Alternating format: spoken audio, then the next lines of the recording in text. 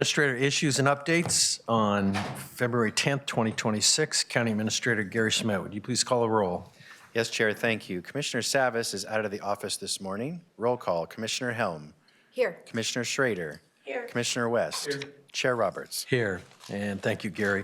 I'll now recess as the Board of County Commissioners and convene as the North Clackamas Parks and Recreation District Board of Directors. Gary, what's up? Thank you. This is for the North Clackamas Parks and Recreation District, a request for consent agenda item because it's something new or interesting to you. We're bringing it to issues first to make sure you're okay before we put it on the business meeting agenda. This item is approval of an intergovernmental agreement with the Oregon Department of Transportation for a Trails Network Plan grant. The agreement value is $341,357 for 15 months. Funding is through the Oregon Department of Transportation and a required match of $35,057 of North Clackamas Parks and Recreation District staff time. No county general funds are involved. Kia Selly is the director of the North Clackamas Parks and Recreation District. Go ahead, please. Thank you, Gary. Good morning, Chair Roberts and directors. I'm Kia Selly. I'm the district director for NCPRD. I'm here today to request board approval of an intergovernmental agreement with the Oregon Department of Transportation to prepare a Trails Network Plan. In 2023, the board authorized NCPRD staff to apply for a Transportation and Growth Management grant to create this plan, and the following year, NCPRD received that grant in the amount of approximately $306,000. Since that time, NCPRD staff had been working with ODOT to prepare the scope and the contract. As per the IGA, ODOT will administer the consultant contract, and NCPRD staff and the community will be invited to provide feedback throughout the course of the project. The NCPRD staff time will actually provide for the $35,000 in-kind grant match. The Trails Network Plan builds on the community feedback that was received through the system plan process. That plan was actually approved by the board last fall. In the plan, community members identified trails as a top priority. The Trails Network Plan will identify new trail segments, design concepts, including safety and accessibility for trail construction, and any code updates that might be needed to support implementation. We will also receive some tools that will help us apply for grants in the future to fund trail construction. A robust community engagement plan will be developed that will have focus groups, community meetings, and as importantly, we'll keep the NCPRD District Advisory Committee engaged and informed throughout the course of the project. It will also build on the work that was recently completed in the county's Walk Bike Clackamas Plan, and we will also be coordinating and collaborating with county staff as they prepare the county's transportation system plan. With approval of this IGA, work will begin in earnest, and we expect to complete this work by fall of 2027. So thank you for the opportunity to move this project forward. I'm happy to answer any questions. All right, thank you, Kia. Any colleagues wish to ask any questions? Commissioner West, go ahead. Am I understanding this right? We put in just over 35,000 and the grant gives us 300, just over 300,000. That's correct. Thank you for that question, Director West. I would also add to, just for clarification, that the $35,000 from NCPRD is actually staff time. That's counted as the in-kind match, so it's even better. I think this is fantastic. Anytime we can take staff time or even the very few precious limited dollars we have within the Parks District and have that multiplied to this extent is really great stewardship of public resources and funds. So thank you for your leadership in helping us get this grant. I know we've had to be very creative and aggressive in applying for grants to make sure that we can deliver the services that the public expects within our Parks District. And this is just one great example of that. I look forward to getting to experience these trails also with the members of the community. And I totally support moving this to consent agenda. And thank you for your update. Any other comments? Right. Excuse me. The one thing I want to thank you personally, Kia, for just the incredible job and leadership you've done with North Clackamas Parks and Rec District. As you know, we've had countless meetings, and you're always prepared. You have always done incredible research to bring back to us, and I know you put in a lot of hours, so it doesn't go unnoticed. I just want to thank you for your hard work and value you as an employee here to bring all this information forward. So just with that, my sincere thanks. If there's no objections, we'll put this on the consent agenda for our February 12th business meeting agenda for final approval. And with that being said, I'll adjourn as the North Clackamas Parks and Recreation District Board of Directors and reconvene as the Board of County Commissioners. And Gary, what is next? Thank you, Chair. I'm going to move items on the agenda due to some staff time constraints, so I'm moving to page 6 of the script. We're going to jump forward to the Stafford Portland General Electric draft letters. I'll ask Caleb and Dan to please come to the table as well. Last week, Commissioners, at last Thursday's business meeting, you discussed the ongoing issue of Portland General Electric placing transmission lines in the Stafford community and some concerns with members of that community about why is the board not doing more to intervene in the process. Last week, you asked staff to prepare 2 draft letters for you. One is to Portland General Electric itself, to kindly, graciously, collaboratively ask them if they consider voluntarily pausing their efforts. There is a draft letter in your packet and posted online to that effect. Second, you asked staff to write a letter to LUBA, the Land Use Appeals Board, and your county council advises that's probably not a good idea, and you did talk about that this morning in executive session. So today, I want to give Caleb and Dan a chance to brief you on the legalities because you asked for that, but also to seek your input on the draft letter and if you'd like to approve that letter to Portland General Electric. If we could start with Dan or Caleb, please. Good morning, Chair Roberts and Commission. A couple of things I just want to clarify before we turn it over to Caleb to deal with the legal issues before you today. I want to publicly kind of share with you and the rest of the community that we did hear the questions and concerns that were raised. In fact, we got a couple of emails regarding that, and I want to affirm to the Board of County Commissioners, we have inquired to PGE, and we are following up on those concerns and questions as we speak. And once we get back, we'll report back to the board on the status of those particular concerns. With that, I'm going to turn it over to Caleb to speak briefly about the land use process that's currently underway at the Land Use Board of Appeals. Good morning, Commissioners. Talked about this a little bit this morning.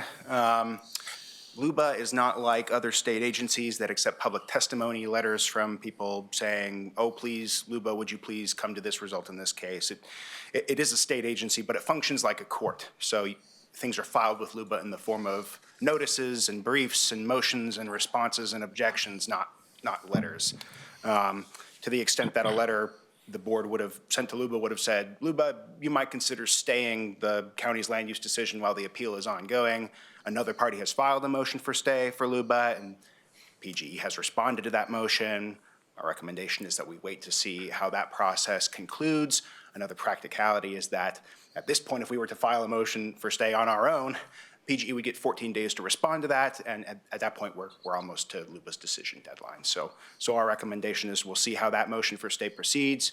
You also received a request to file a motion for voluntary remand. Our office's opinion is that LUBA lacks authority to grant something like that at this point without the consent of all the parties, and it's our understanding that PGE would not agree to a motion like that based on their briefing, which argues that the county reached the right result. So at this point, it's our office's position that all the levers have been pulled in the LUBA process.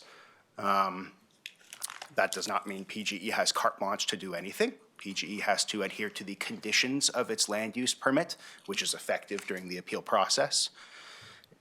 The board and staff have received testimony from the public with some concerns that maybe they are not, and those concerns are being investigated right now. All right. Comments, questions from my colleagues? All right, is there, go ahead, Commissioner. Chair, who would sign on to this letter? Is it all of our signatures as the entire board? Is it you on behalf of the board? I've read through this draft. I don't know if this is the final, if you have any other revisions or thinking of. Staff have reviewed this text. Yeah, you've reviewed this text, yeah. So I got a chance to read it quickly. I'm fine with the letter. The board really is trying within its scope to operate within the authority we can under the law. And we are frustrated that we are felt a little bit like we can't do more. And that's, there's a lot of different moving parts here. And so we're trying to be responsive to our constituents the best we can and also be very diligent in making sure that every single detail within their conditional approval is followed. Every single one of those things is followed as directed, and there's no variance from that, and that we are investigating as they're doing their work. Yep, and we want to make sure the right materials, the right setbacks, the right other things that need to be done. I'm not an expert in building utility poles, but those things that need to be done per the land use application are followed. And so I don't have a problem with this. I'm curious, would this go out today and how would it be signed? And I know we had conversations about potentially legislators joining us in the concern also, and have we have any update on the legislative ask from Rep. Walters and Senator Rob Wagner? So go ahead, Gary. The letter I recommend signed just by the chair because not all 5 of you are here and you cannot add a signature of Commissioner Savas without his presence. Tonya, can you answer the question Trent was working? Is Trent here? Or Jamie? We're looking at Rep. Walters and President Wagner. Have they agreed to sign this letter? Do you have an answer to that? You don't have an answer, or they said no? Okay, we don't have an answer for you yet, and you're out of time. So, Tony says he. Tony, do you have an answer? I'm sorry, Tony Marinek, please come forward. Hi, good morning. Tony Marinek, Policy Advisor in the Office of County Administrator. We understand from Rep. Walters' office that she would be interested in signing on the letter. That said, she has not seen the final form. We have not heard anything from Senator Wagner's office. Okay, thank you for that update. I suggest you go forward without them because the time is of the Yeah, essence. and I would encourage the public to reach out to their state legislators, President Rob Wagner and Rep. Walters, to share their concern as they are in session right now, and if there is something that can be done from a legislative standpoint. They're 2 very effective legislators that are representing this area. Please also reach out to your other electeds in their capacity to help you. I would encourage them to do so. And I would pose a question to my colleagues, because I thought the discussion that other commissioners wanted to sign on to this letter, and that was kind of my understanding. I know Commissioner Savas isn't here, but if my colleagues wanted to sign on to it, perhaps we could even have staff run down and get Paul to sign it. I just wanted to make sure that option was open to all of you, if you wanted to. Do you feel like it has a different effectiveness with all 5 signatures versus just them that you do? We've all made a conscious effort to stand. I don't know what that looks like. I don't, like, in reality to get it out in timelines, but. You think we could do that and accomplish that? I know it's a little more time intensive for staff. You make decisions in public, commissioners, so 4 of you are present to sign a letter. That's fine if 4 of you sign it. Was it better that 4 of us sign it? Yeah, Okay, fine with that. I'm fine with that also. All right, so it looks like I need a motion, though. I move to approve the letter to PGE as presented with 4 county commissioners' signatures. Second. All right. Commissioner Helm has moved to approve the letter to PG as presented with the signatures of the 4 current commissioners. Commissioner Schrader seconded that. Any further discussion? Seeing none, clerk, would you please call the poll? Commissioner West, Aye. Commissioner Schrader, Aye. Commissioner Helm, Aye. Mr. Chair. Aye. Motion passes 4-0, Mr. Chair, with 1 absence, excuse me. All right, thank you. So Gary, we're going to go back to. Yes, back in the script to page 3 and back to the start of the posted agenda. Next item, fiscal year 2027, congressionally directed spending projects. Tonya Holowetsky, Director of Public and Government Affairs, will present.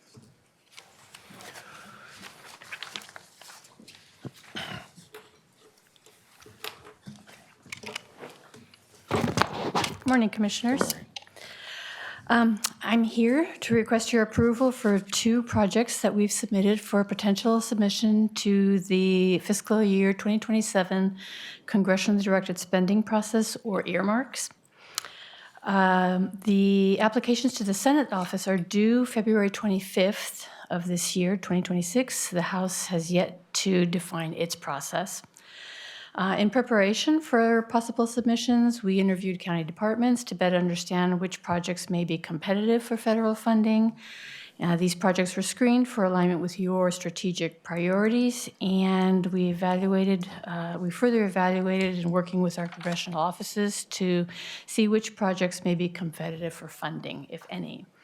So in the memo, you see two projects that we are proposing for federal earmarks. The first is a project from WES for their Middle Clackamas Interceptor. It's a $1 to $4 million request, and this would be a resubmission from last year. And as you can see in the memo, this aligns with your priority of available land for business development. The second recommended project, although not directly related to or aligned with a BCC priority, it is for a mobile command center for search and rescue operations, $500,000 request, and this is to support the priority of the Sheriff's Office. So we recommend the board approve these congressional-directed spending projects, the list as we have presented it. All right, thank you. Any questions? Yes. Go ahead. Explain the range, Tonya, the West Middle Clackamas Interceptor, 1 to 4 million? That's, you don't have, it's not pinned down to a specific amount? Or Yes, I'm assuming, unless, Jamie, you have an answer to that?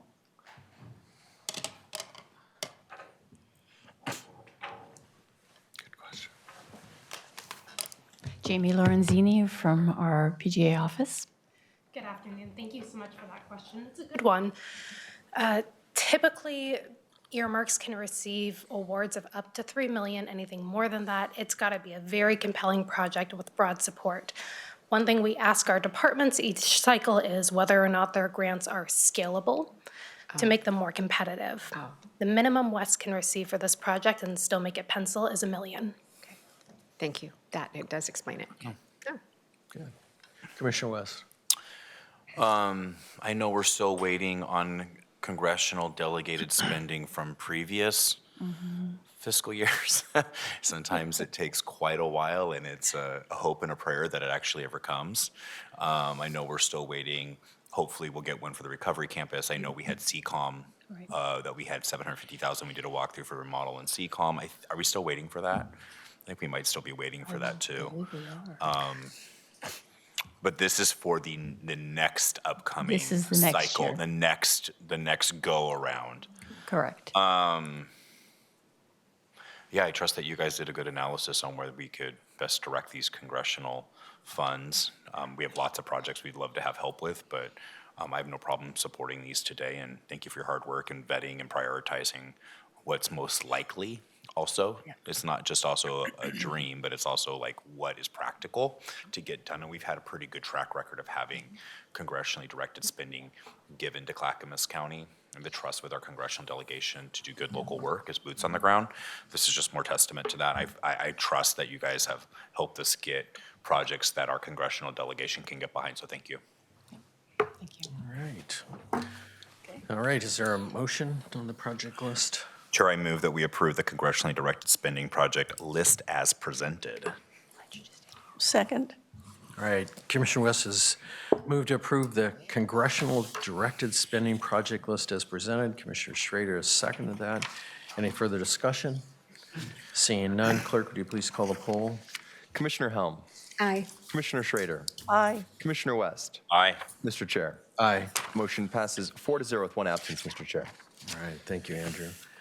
All right, what is next, Gary? Next, board federal advocacy trip schedule. Tonya will present as well. Go ahead, please. Yes, so now we're moving to looking to approve a schedule for board trips to Washington, D.C. for the remainder of the 2026 calendar year. In your memo, we have listed potential opportunities for one or more commissioners to engage in in-person advocacy efforts in Washington, D.C. And your guidance will help support planning, assess the suitability of current opportunities, and determine who should represent the county at each of the events. So as you look at the table, January, which has already passed, was a visit that address county-specific needs for federal forestry solutions.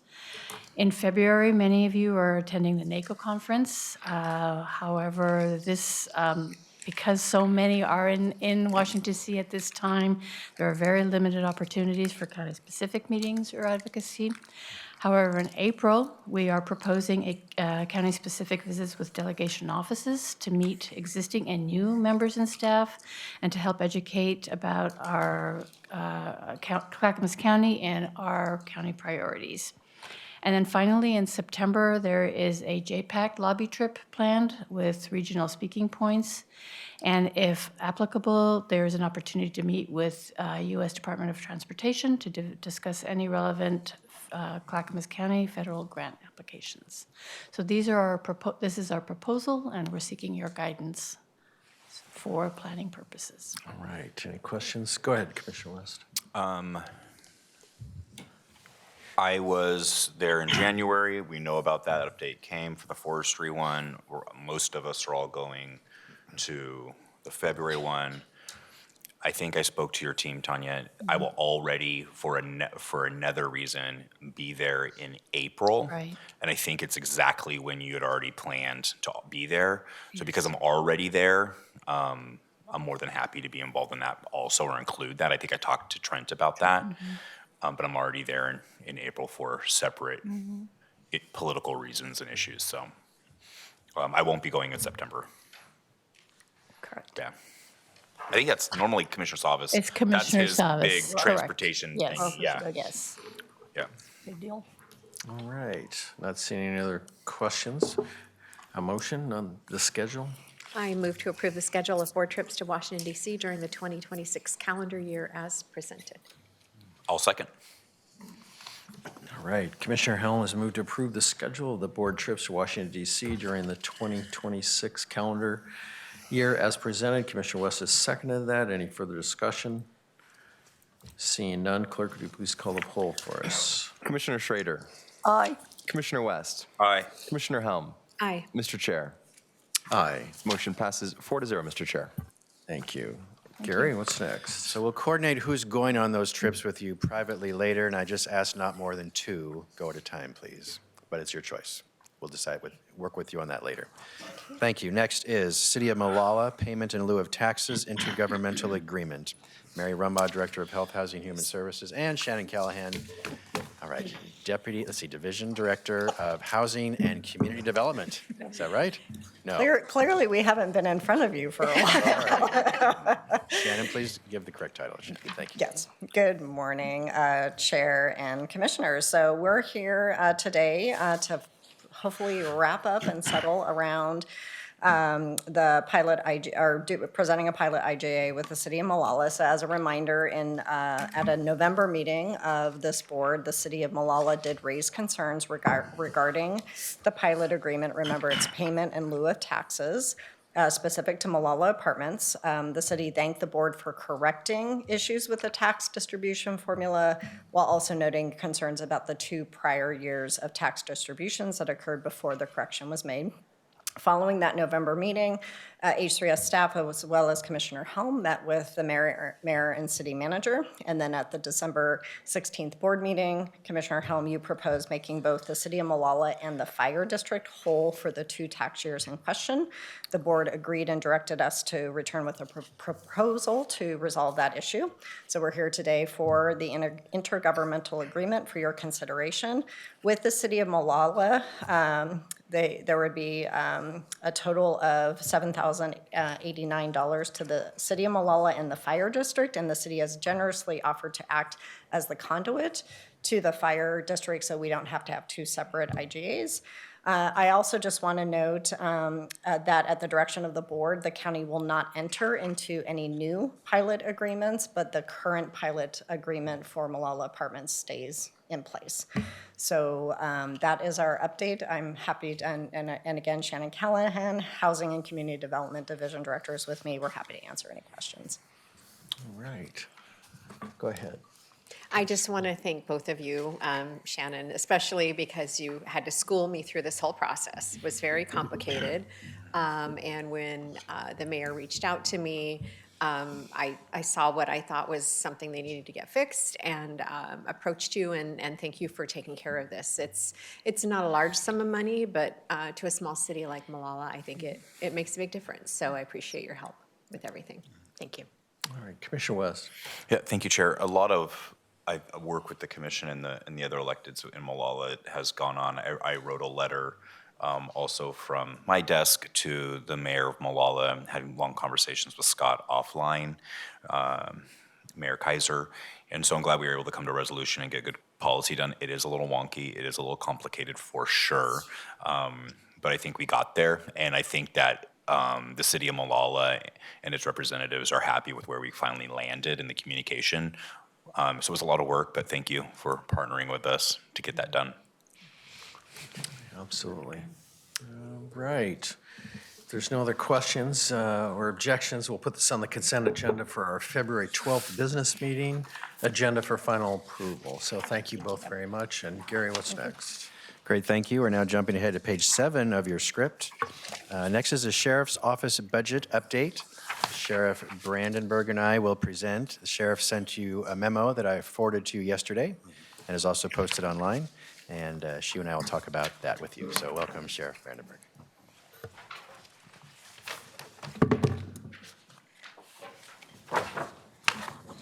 Thank you, Chair and Commissioners and County Administrator Schmidt.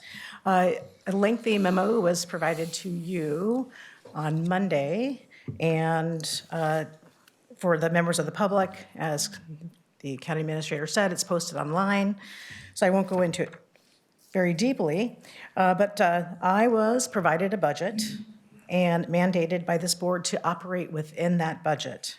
I have done everything I can to operate within it, such as holding 45 positions vacant through this fiscal year. 39 of those are sworn positions. Reduction in overtime spending, a very great effort in that, but with that comes reductions in services and programs. That is detailed in the memo, so I won't go very deep into the memo. And so at this point, I'm at a point where in order to work within the budget that was provided, there has to be a reduction in programs and services. Unfortunately, that will mean a reduction in personnel. But here I am looking to you. This is where I'm at, managing this budget, for your decision, for you to consider providing additional general fund support.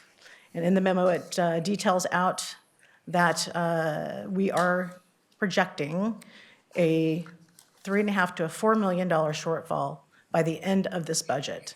I will not be able to make payroll in the fourth quarter. And with that, I'm required to, mandated by this board, to work within this budget. And if I do not receive additional general fund support, I will be required to reduce services, programs, and potentially people. I've worked with the county administrator and the chair since October. We looked at our first quarter projections, and the trend was a $4 million shortage. So we had a second look, and maybe County Administrator Schmidt wants to talk about that.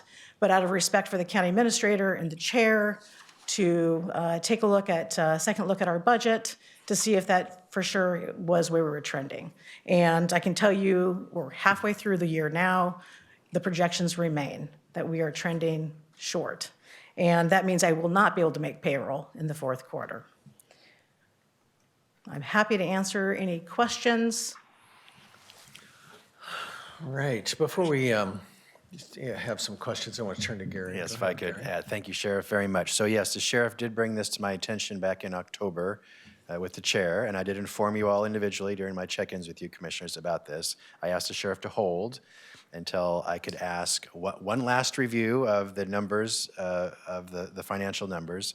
I asked Dan Johnson, Director of Transportation and Development, to review the numbers as well, simply because Dan has worked at the organization for over 30 years. He's a department director. He oversees a similarly different but a similarly challenging budget. And I asked him to review just to make crystal, just to be totally totally sure where the gaps may be. And he identified some areas that we looked further into, which was why the delay. So I want to acknowledge, thank you, Sheriff, for waiting.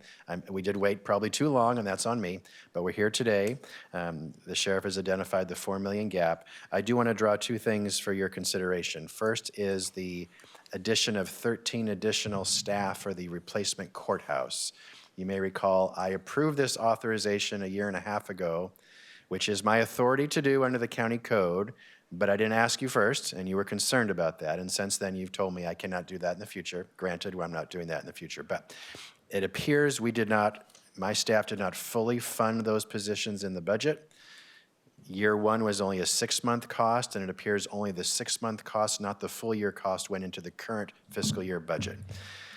Instead of debating over who is right or who's wrong, I would propose we just give the sheriff that additional money to be crystal clear, because the positions are needed for the replacement courthouse. That is approximately $1.4 million, and that would be from general fund.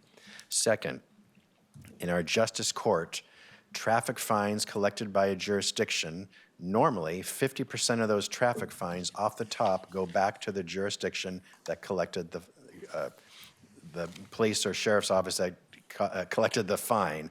In this case, we have other cities that use our justice court. They all get 50% of the traffic fine off the top. For some reason, I don't know why, our sheriff's office used to get 50% off the top, but no longer does. I'd like to rectify that and give any traffic fines that our sheriff's office collects for the justice court, half of those fines go directly to the sheriff's office. That is not general fund, and I've been collecting it since July 1st. I can make this decision, but I kind of want your blessing that I'm going to do this. That's approximately $600,000 annually of non-general fund that I think should go directly to the sheriff's office that would help this gap. So if you're adding along, I know this is all verbal here, that's $2 million that helps the sheriff get halfway of where she needs to get to finish the fiscal year. I'm just going to say this today. I think that you should give her the full $4 million to finish the current fiscal year, which ends in 4 months. I don't want her to have to lay off any staff. Our two staffs that work very closely together. We're all telling you accurate information. Sometimes we're kind of crossing in the night, so to speak, but we're the closest we ever been. Thank you, Sheriff, for your staff and my staff and the finance team working together on that with Dan's analysis. So I'm just cutting to the chase. I recommend up to $4 million to help the sheriff complete the current fiscal year. If she doesn't need it, it's all returned to the general fund anyway, so it's all coming back. If she does not need those funds.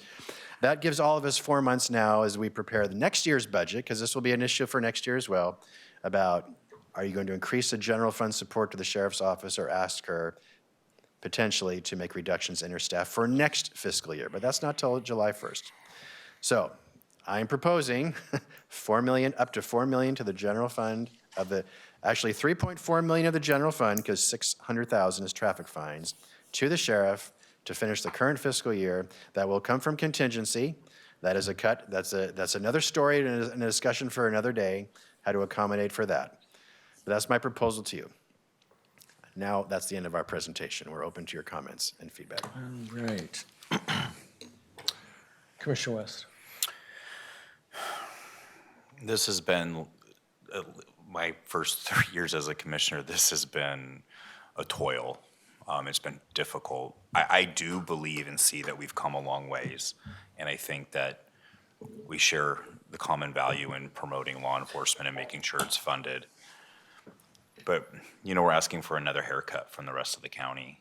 What happens to veteran services? What happens to H3S? What happens to safe roads with DTD?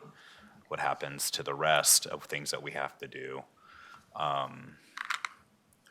We do prioritize law enforcement in this county. In the last 6 years, Clackamas County has never cut FTE with the Clackamas County Sheriff's Office in the last 6 years. Other jurisdictions can't say that. We're also the safest large county and the 8th safest out of all 36, according to Oregon State crime data. We're proud of that. I think that we're trying to right the ship on the levy. We're going to talk about that later.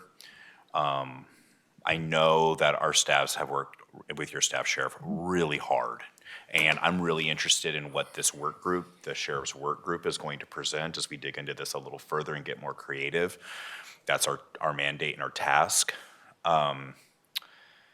I wish that some of this had happened a little more quickly and efficiently, I feel like. 3 years to get to this point seems a little daunting, 2 budget cycles, and here we are now but we're getting close, and so I recognize that. Just the difficulties around the reality of our overall budget issues in being the county that still stays in the black, all of this gets pretty hard. I'm going to support the 4 million today, moving forward, even though realizing that with many other essential things we do, they'll have to take probably critical cuts. And I don't know, and I'm concerned about what that will actually look like. But Sheriff had a goodwill of the work that your staff has done with our staff, and really seeing that work, it gives me some hope that we're getting there, and that you do need this money as we continue to figure out and hopefully do better together. And I thank you for your service and your staff service in this. And I see Patrick and Under Sheriff Eby and our finance team in the audience. But I'm concerned, but we do prioritize this. I know I'm kind of curious, Gary, if you can tell me moving forward, it gives me a little bit hope that as we write the levy, right now it's being subsidized by general fund. But what pressure do we potentially see taken off the general fund because we write the ship on the levy and get that right-sided? That's coming up that we're going to be talking about in the future. But could you maybe speak to some of that pressure that will remove from general fund? Sure. I don't have an exact number for you, but it will give some relief to the county general fund that has helped in the past support the public safety levy, and particularly the enhanced law enforcement district. That's the real area where the general fund is supporting the ELED. So if the voters approve what you discussed later today, that will help a little bit. But it's also the ELED. But yes, there will be some relief. Some relief there. And I'll just plug this really quick. It's essential that we productively manage our O&C land so we can get more funds to your office, Sheriff. That is a large amount of money that should be in our general fund that would directly impact and take this pressure off. We're trying with our congressional delegation. We're seeing some movement in policy. I won't get into it too deep, but those public lands and those forest lands are essential for counties to be able to deliver essential basic services. And I don't even know how Douglas or Curry or smaller counties are doing it, but even in Clackamas, we feel that pressure from not being able to appropriately harvest and get those timber receipts.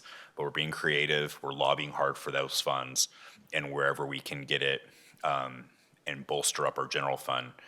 But it's not easy right now. And so I'm going to support this today, with the caveat that we still have more pencil sharpening to do. Thank you. Commissioner Helm. Yeah, I echo all of your worries, your concerns. I want to make it crystal clear. I fully support the Clackamas County Sheriff's Office. We're put in a really tough position, and I don't like that. I worry about next year and the year after and the year after and the year after, right? Because this is not getting any less expensive. It's getting more and more expensive every year. And if I'm not mistaken, because I started during the budget process last year, if I recall correctly, I remember numbers, 78% of our total county budget goes to CCSO and ELED. Is that, nope, okay, correct me, because it was a large number. I don't know if it was county funds or whatever, but it was a large number. So my ask of the general public is, how much will you support, right? We want these services, we need these services, we are a safe county, but is there a ceiling? And we might find out during, the levy on what that is. So, and I know Sheriff Brandenburg and I have talked about this too, about living within our budget and living within our means, and having been a business owner, I had to do that, and it's tough, and you have to make concessions and you have to make cuts in areas sometimes where you don't want to. But I don't want to have any less sworn officers out there. I just hope that the pencil can get even sharper as we move along. And I'm hoping too that however this levy goes out, it is supported, and I think that it will tell us a true story of whether this is important to our citizens or not. So I reluctantly support this bailout, as I'll call it, because it kind of is. And I'm kind of curious about the Justice Court, the traffic fines, and you said it fell off, I don't know when, that we stopped collecting this 50%.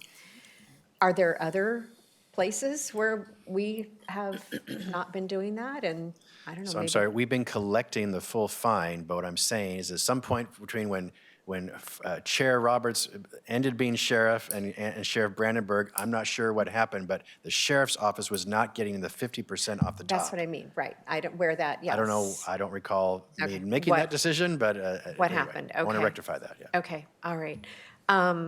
Yeah, it's a big chunk of money, and we just simply don't have it in our budget to help.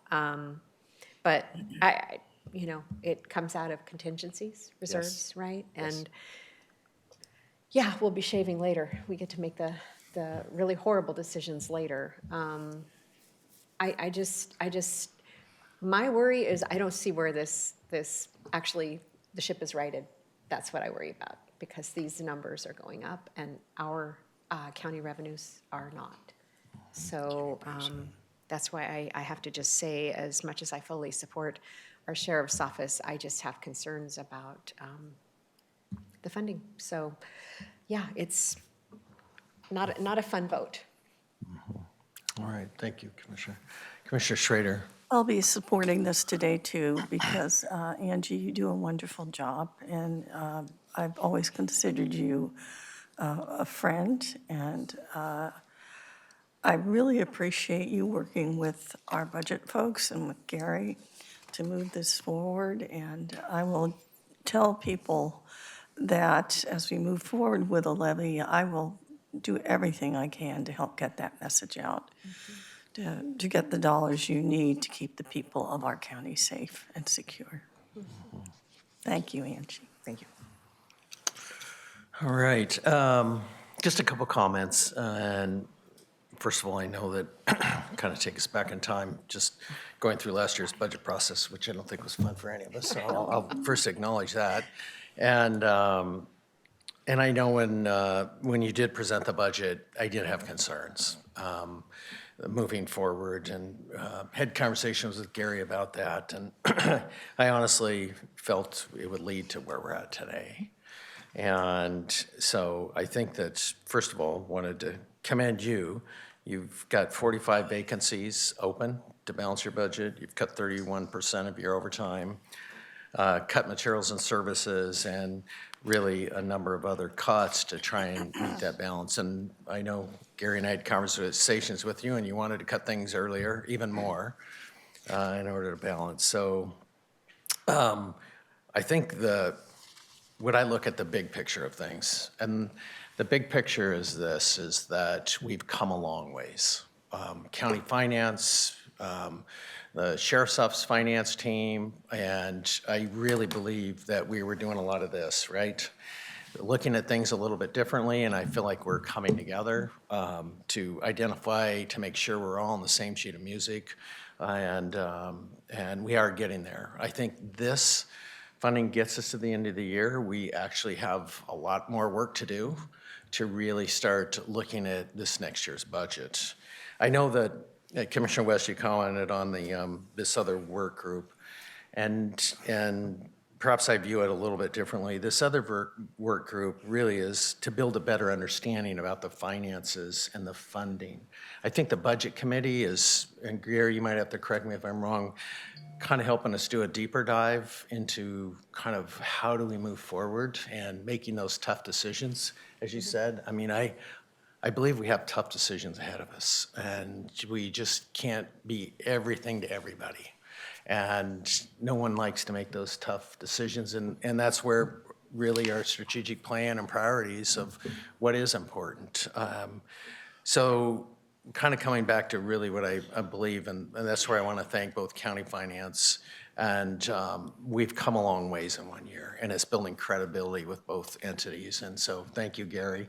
But following up with Commissioner West, we're still going to have to sharpen our pencil and look at what we can and cannot fund. So I think this bridges us.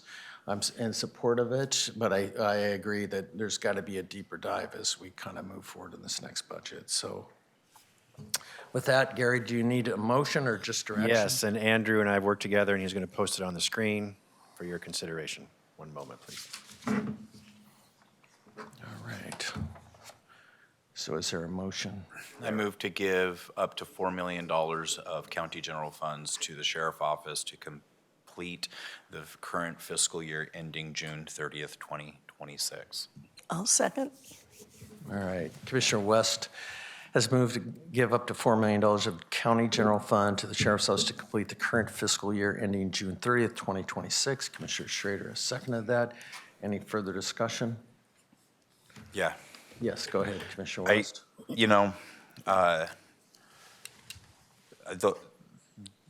Those roles that were being considered to be a layoff, I think even if they're unsworn, they were essential. And I think it is just, it's too deep. And so I want those members throughout the CCSO to know that their work is valued and that their role is also worth preserving and saving, and their labor is important. So I did consider that in my decision about those individuals, those families, those people that would lose their jobs, their benefits. And, sometimes it feels like you squeeze one end of the balloon and it pops out the other side, and you squeeze that side and it pops out over there, and there's a ripple effect. But I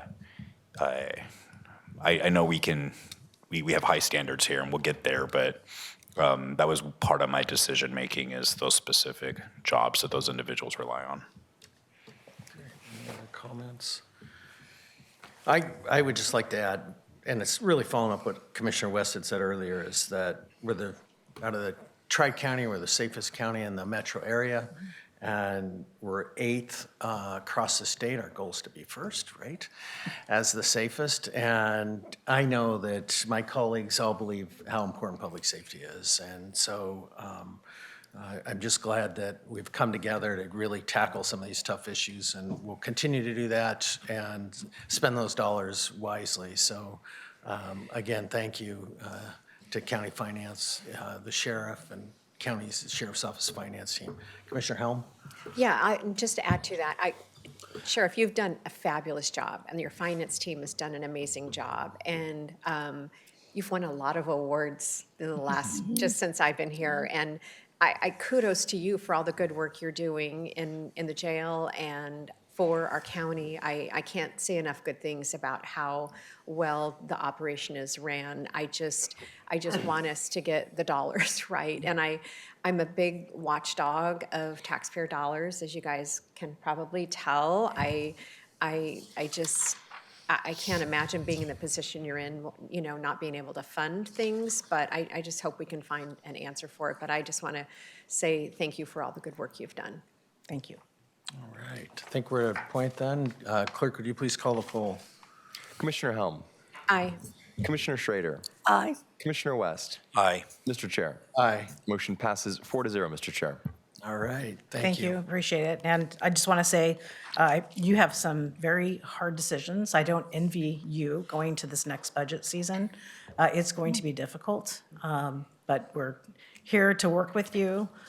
We all want the same thing, and I really appreciate your support today, supporting our great folks at the Sheriff's Office who do the hard work every single day to keep this county safe. So thank you very much. All right. Thank you. Gary, what's next there, young man? Thank you. Next, Advisory Board and Commission appointments. Andrew, go ahead, please. Mr. Chair, the Compensation Board for Elected Officials, staffed by the Human Resources Department, currently has 2 openings due to term expirations. 3 total members are allowed. Recruitment opened to the public in September of 2025 and closed in December of 2025. 3 applications were received, and 1 is recommended for appointment. The recommendation is as follows. Jennifer Justice to a first term ending December 2029. The Board of County Commissioners could select other candidates or require further recruitment, Mr. Chair. Thank you. questions, colleagues? Chair, I move that we appoint Jennifer Justice to the Compensation Board for elected officials. Second. All right, Commissioner West has moved to appoint Jennifer Justice, the Compensation Board for elected officials. Commissioner Helm has seconded that. Any further discussion? Seeing none, clerk, please call the poll. Commissioner Schrader, Aye. Commissioner Helm, Aye. Commissioner West, Aye. Mr. Chair. Aye. Motion passes 4-0, Mr. Chair. All right, thank you. What's next, Gary? Next, review of your board business meeting agenda for this Thursday, February 12th, 2026. You'll have public communication, a presentation, a business development spotlight for Locke Buildings Company, and a consent agenda for the Board of County Commissioners. If you have any questions on any of these items, would you please tell me prior to Thursday so that I may answer them or have staff in the room to answer them for you. Final item today is Commissioner Communications Chair. All right. So we're going to move on to administrative issues and updates directly. Is that correct, Gary? No, Commissioner Communications first, and then we'll have a policy session. Okay. All right. Okay. Commissioner Schrader. Right. Well, I just want to say, I thought the retreat we had last week was extremely productive.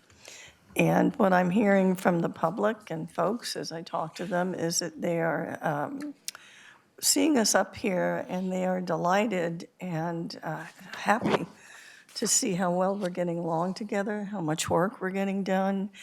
And I finally said to somebody, well, I said, it's because we all like each other. So that's my news for the week. I'm looking at my schedule, wondering how I'm going to get through it, but I'll manage. And Diana, I know you feel the same way I do.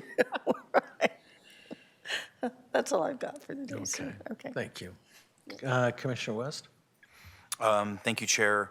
Just a quick update. I'll be having dinner again with Mayor Wilson tonight.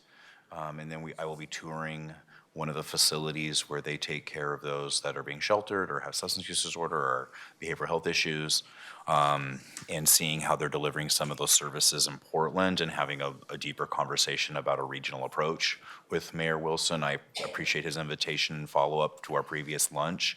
So I will be reporting back. Chair, I would have loved for you to be able to make it, but unfortunately I know you have family obligations that definitely take precedent. So thank you for being responsive. And next time as we move forward, I'd love to include you in the conversation with myself and the mayor. And I do appreciate Mayor Wilson reaching out to Clackamas County to find some collaboration on how to address this crisis, and open to those conversations. But I will always put the priorities of Clackamas County first. But just wanted to let the board know that that's happening tonight. Great. Thank you. Commissioner Helm? Yeah, on Thursday, I had a tour of the property room where we keep all of our evidence of all the crimes that have been committed in our county. I can't imagine what Multnomah Should have County seen the looks old like. No, it was fascinating. And then Thursday, I go on my ride-along. So that's been on my calendar a couple of times, but it's been pushed out due to other priorities that have risen to the top. Yesterday, I was in Salem testifying on behalf of the farm stand, I'll call it the farm stand bill. They're now going to be called farm stores. So anyway, there was a House Bill 4153 that was written to clarify the use, the land use, and what folks can and can't do on their properties as it relates to farm stands. Interestingly, there's opposition to it, but it's kind of like the sky is falling opposition. We need a playbook for this. We need a rule book, and this is a good place to start. It might not be a perfect bill, but it can certainly be adjusted as needed, but it's a good place to start. When I testified, sitting next to me for the next speaker was Emily Iverson of Wooden Shoe Tulip Farm. Yeah. So they were very thankful that Clackamas County supports this, and I just want to make it known that we've been working without rules on this for a long time, and they really want there to be some guidelines. So, and there was a lot of compromise that went on when this bill was written. So Anyway, I got to see several other people and have meetings in other offices yesterday, so it was a good use of my day. May I ask, who is sponsoring the bill? So the co-chairs are Kinhelm and Owens. Yeah, okay. so, yeah, Okay, it was, great. it's a very well-written bill. Yeah. That I was on the webinar where they were doing all the explaining of, just clarifying the percentages Right. and sizes of buildings and all that. And,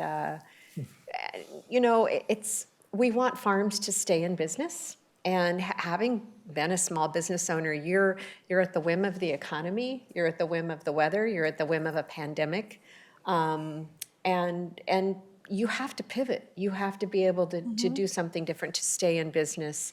Farms have good years and bad years based on weather alone, right? And so they need the ability to do something to stay a farm, and that's I fully support that. Has the board taken an official position on this specific piece of legislation? Not, I don't believe so. It's just been we talk about it on occasion, but is that something probably that needs to be done? It's generally under the framework of your strategic goals for your legislative agenda. Right, So it exactly. fits. It fits, If okay. it's- Yeah. I do know that we lost Grams and Twos, which was an amazing, popular little farm stand just outside Villawall in Wilsonville in Clackamas County. And it was super unfortunate to watch them close the doors, and a lot of people were upset by Very that. upset. And it was unfortunate, and it has to do with this issue that they're trying to right. Those are two serious legislators. It looks like it has good bipartisan support, trying to truly solve They a are. land use problem, which we have many in this state. So thank you for testifying on that.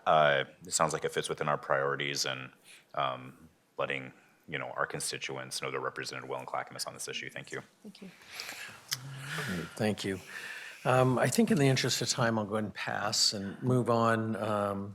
What I meant earlier is moving to a policy session. I think I said issues and updates, so my correction on that. So we'll move into our first policy session of the day before we break for lunch.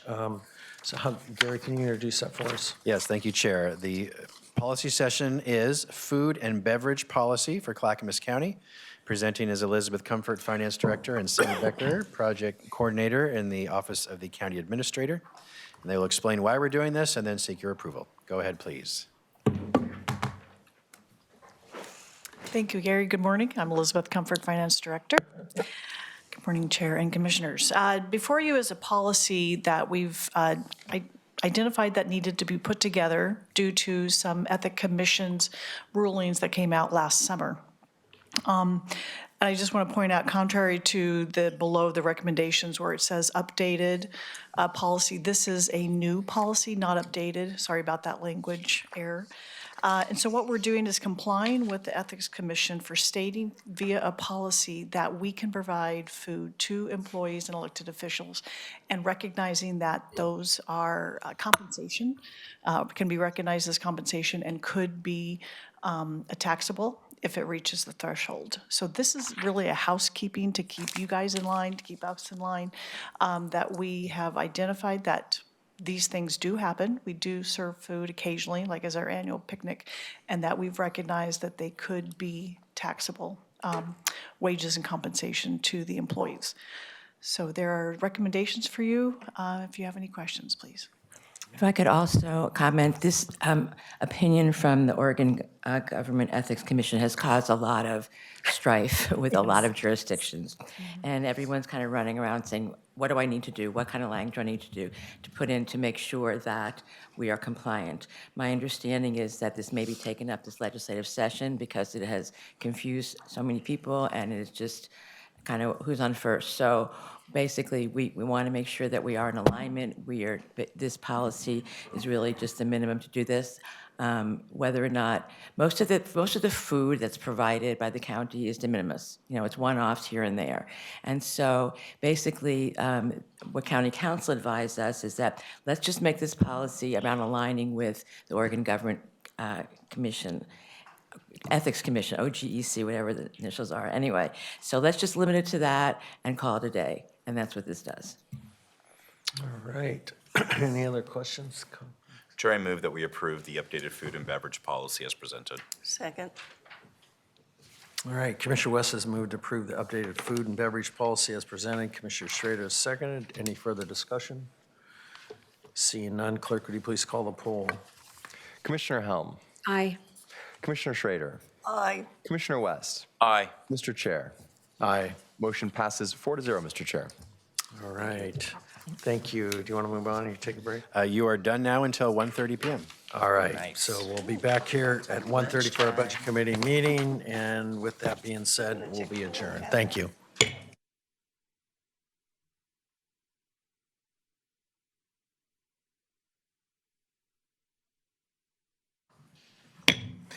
Oh, welcome everyone to this meeting of Clackamas County Budget Committee on February 10th, 2026. We're going to start out with County Administrator Schmidt. Would you please call the roll? Yes, thank you, Chair. So I will call the roll for both all members of the Budget Committee, starting with the public members. Mr. Karn. Mr. Rhodes. The elected officials of the Budget Committee. Online, Commissioner Savas. Present. In the room, Commissioner Schrader. Here. Commissioner Helm. Here. Chair Roberts. Here. All right, thank you, Gary. What's first up? Thank you. So you do have a quorum present. Commissioner West is on his way. Public member Ms. Rader is on her way. I have not heard about Mr. Cernak. Budget team, have you heard from Mr. Cernak? Is he attending? I believe Mr. Cernak is in Hawaii. Oh, so he is not attending? I'm sorry, I believe he did say he intended to attempt to connect via Zoom. Yeah. While he's in the ocean. That's I great. I reminded him of the time difference. Okay, And thank If we see him, we'll let you know. And then, as you know, Ms. Lee has resigned from the Budget Committee due to time commitments, and she wants to thank you all and all of you for allowing her to serve, and we thank her for her incredible service. And we're doing a recruitment right now to fill her vacancy before May, when you meet again as a Budget Committee. On that note, Gary, would it be possible to draft a thank you letter for her service? And Yes. perhaps all of my colleagues, we could sign it? I sent her one personally, thanking her. Yes. I didn't get to know her well, but yeah, I think that's a really good idea. Absolutely. Thank We'll you. do that for you. Thank you. All right, so I'll walk through the agenda and then turn it back to you, Chair, to run the discussion points. The first item today is approval of the Budget Committee meeting minutes from your last meeting on December 9th, 2025. There were draft minutes in your packet. If you would either give corrections, or if not, would someone please make a motion to approve the minutes from December 9th?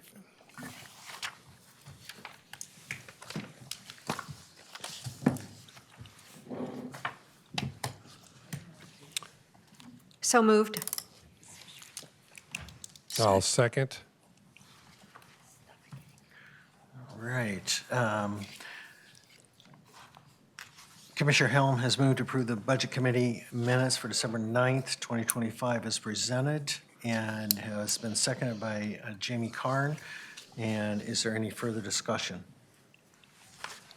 Hearing none, clerk, would you please call the poll for us? Mr. Rhodes, Aye. Mr. Karn, Aye. Commissioner Savas, Aye. Commissioner Helm, Aye. Commissioner Schrader, Aye. Mr. Chair. Aye. Motion passes 6-0, Mr. Chair. Thank you, Andrew. And Gary, next. Thank you. Next is notification of upcoming Budget Committee term completion. And there are two positions available. Sandra or Elizabeth, would you please? Sandra, please present.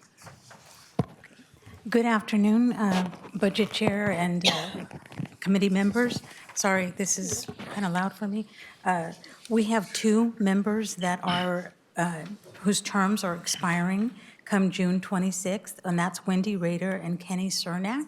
And so I don't know that either is with us this afternoon virtually. I know they're not here in person, but we were hoping to have that discussion about whether they wanted to renew their term or if we were going to need to seek external candidates. I know we are already going to be seeking external candidates for Jan Lee, so it's not an issue to add additional candidates to the pool, but we were going to ask that. All right. Commissioner West. Do we know what, am I on? I'm on. Do we know whether or not the do current board members that are coming to the end of term, are they eligible to run again or to be appointed? They are eligible. Have they expressed a desire? Do we know? No, they have not, but this was going to be the communication to share that we did not do any outside communication. Is it customary to, if you have 2 incumbents, to go out for more applicants? Then That is entirely up to you, commissioners. In the past, you have not. If incumbents wanted to continue, you'll let them Thank you. continue. Yeah. Or you may choose to open a recruitment anyway. May I suggest we wait and let us communicate directly with Mr. Cernak and Ms. Rader and ask them exactly what they intend, and we'll report back to you. How's that? If they choose to continue to serve, they've been exceptional, and it would be very easy for them to have continuity on this board if they'd like to or choose to continue. And I wouldn't want to open up recruitment beyond that unless they choose not to continue. Sounds like a consensus. Is that all right with you? Yes, but I think that putting it out there for all applicants, no matter how many positions we might have open, I think is a good idea. So I sometimes think we close it off to people who are new, fresh eyes, and they have done a great job, no doubt about that. But I just, sometimes people want to see somebody new in these roles. You can do it any way you wish. So you are having an open recruitment for Ms. Lee's position. So you have a chance there to collect new faces. And then if we could ask, let's ask Mr. Cernak, Ms. Rader, and report back to you, and you can decide then. All right. I think you have your direction there, Gary. We do, Thank yes, thank you. All right, next is review of fiscal year 25-26, July through December, revenue and expenses. Sandra, go ahead, please. Okay, thank you very much for attending this afternoon. And we have before you an attachment B that begins on page 6, the second quarter budget to actual. And we've done a couple of changes that I just want to call out in response to your comments and your feedback during the last meeting. So the first is for 24-25, we gave you a comparable, so July through December of fiscal year 24-25.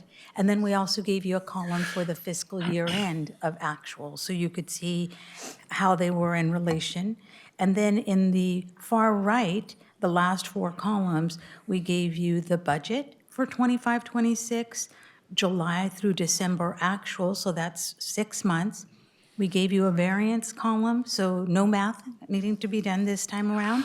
And then we gave you a percentage column that just tells you what percentage of the fiscal year has been either received in revenue or spent on the expense side.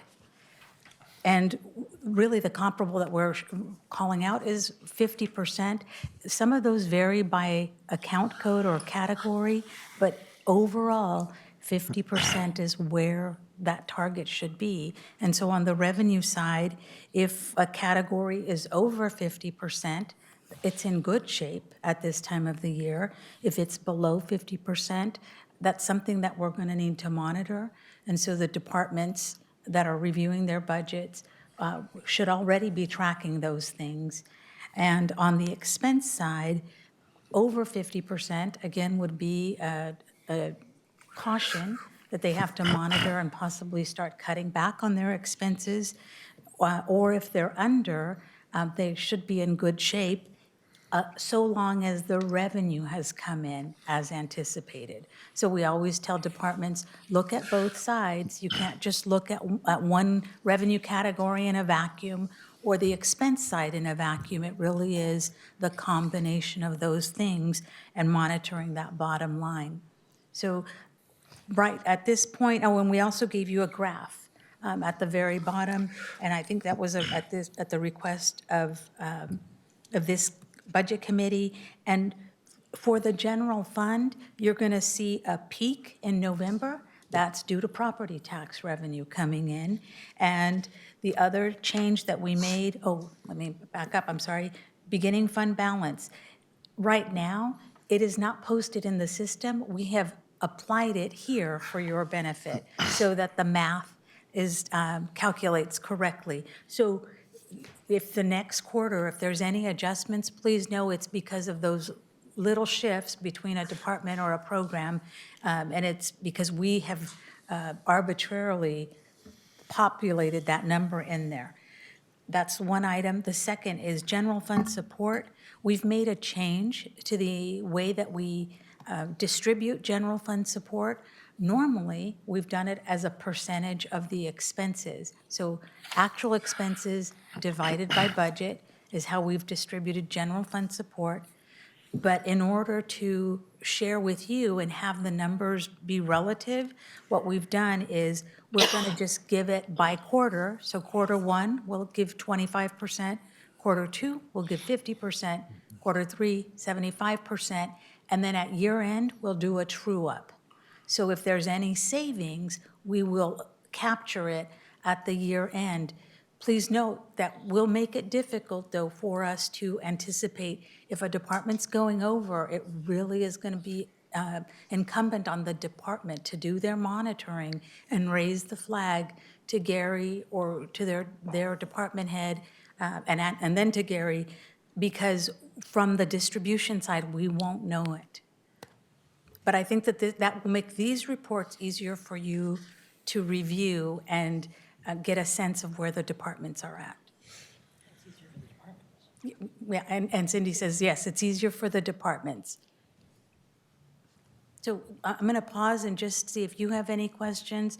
Really, at this point in time, and again, this is December 31st, which, I mean, we know it's 1.5 months ago, but for our books, December 31st actually doesn't close until this week. So there is still minor shifts that are happening, but it's mainly in things like interest earnings or accounts receivable adjustments. For the most part, the department changes, the transactions that are posted are done for December 31st. So what you see really should be a true snapshot of what is in the system. All right, any questions? Oh, and I'm sorry, if I could call out one more thing. Commissioner Savas had asked that we share the FTE counts, and those are at the very bottom of the table.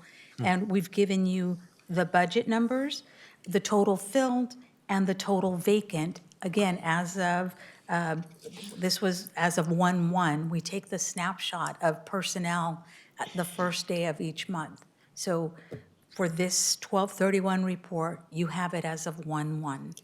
You should also comment about the personnel, why it's Okay. like the first 6 months, so they don't expect it. It's a very We do.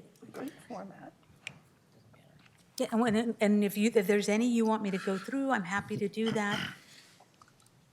Otherwise, we'll let you peruse. And that's all departments, including CCSO? Correct. And for CCSO, we gave it to you 4 different ways. We did CCSO all funds, CCSO Fund 100, so that's general fund. And Andrew, starting on page 10. So page 10 has CCSO all funds. Page 11 has CCSO general fund. Page 12 has Fund 216, which is ELED.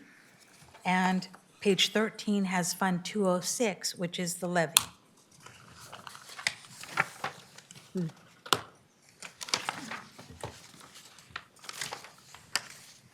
And I should call out in personnel, what we should be seeing roughly at this time of the year is 43 to 44%. So 43.5 is what we should be seeing in personnel. And the reason for it is because in July, we accrue most of the July expenses back into June of the prior fiscal year.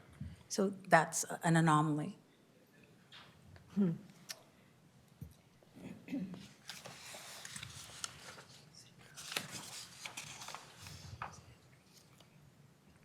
Chair, Commissioner Savas has his hand raised.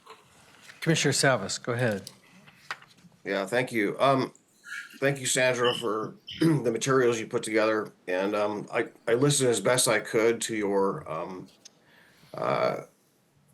comments regarding what's reflected as far as the actuals. And, you know, you said that to be small things like interest or whatnot. But my question is is there any departments that are lagging, or is everyone relatively posting on time? Unfortunately, Commissioner Savas, we don't know that information. That really is for the departments to answer. So for example, if they have transactions that are on someone's desk, but they haven't processed them through the system, we in finance wouldn't know that they are unprocessed until we get the information.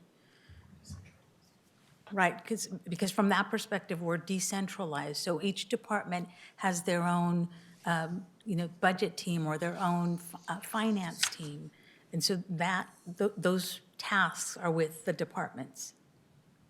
Yeah, well, yeah, thank you for that. I guess I'll just, thanks for answering the question. I just want to renew that the exercise that we're doing right now, if there is a lot of lag, and I don't know, and you don't know because you haven't seen everything, it kind of almost really compromises this exercise altogether. So I'm wondering if there is a way to, so what months are closed out for fiscal year 25-26?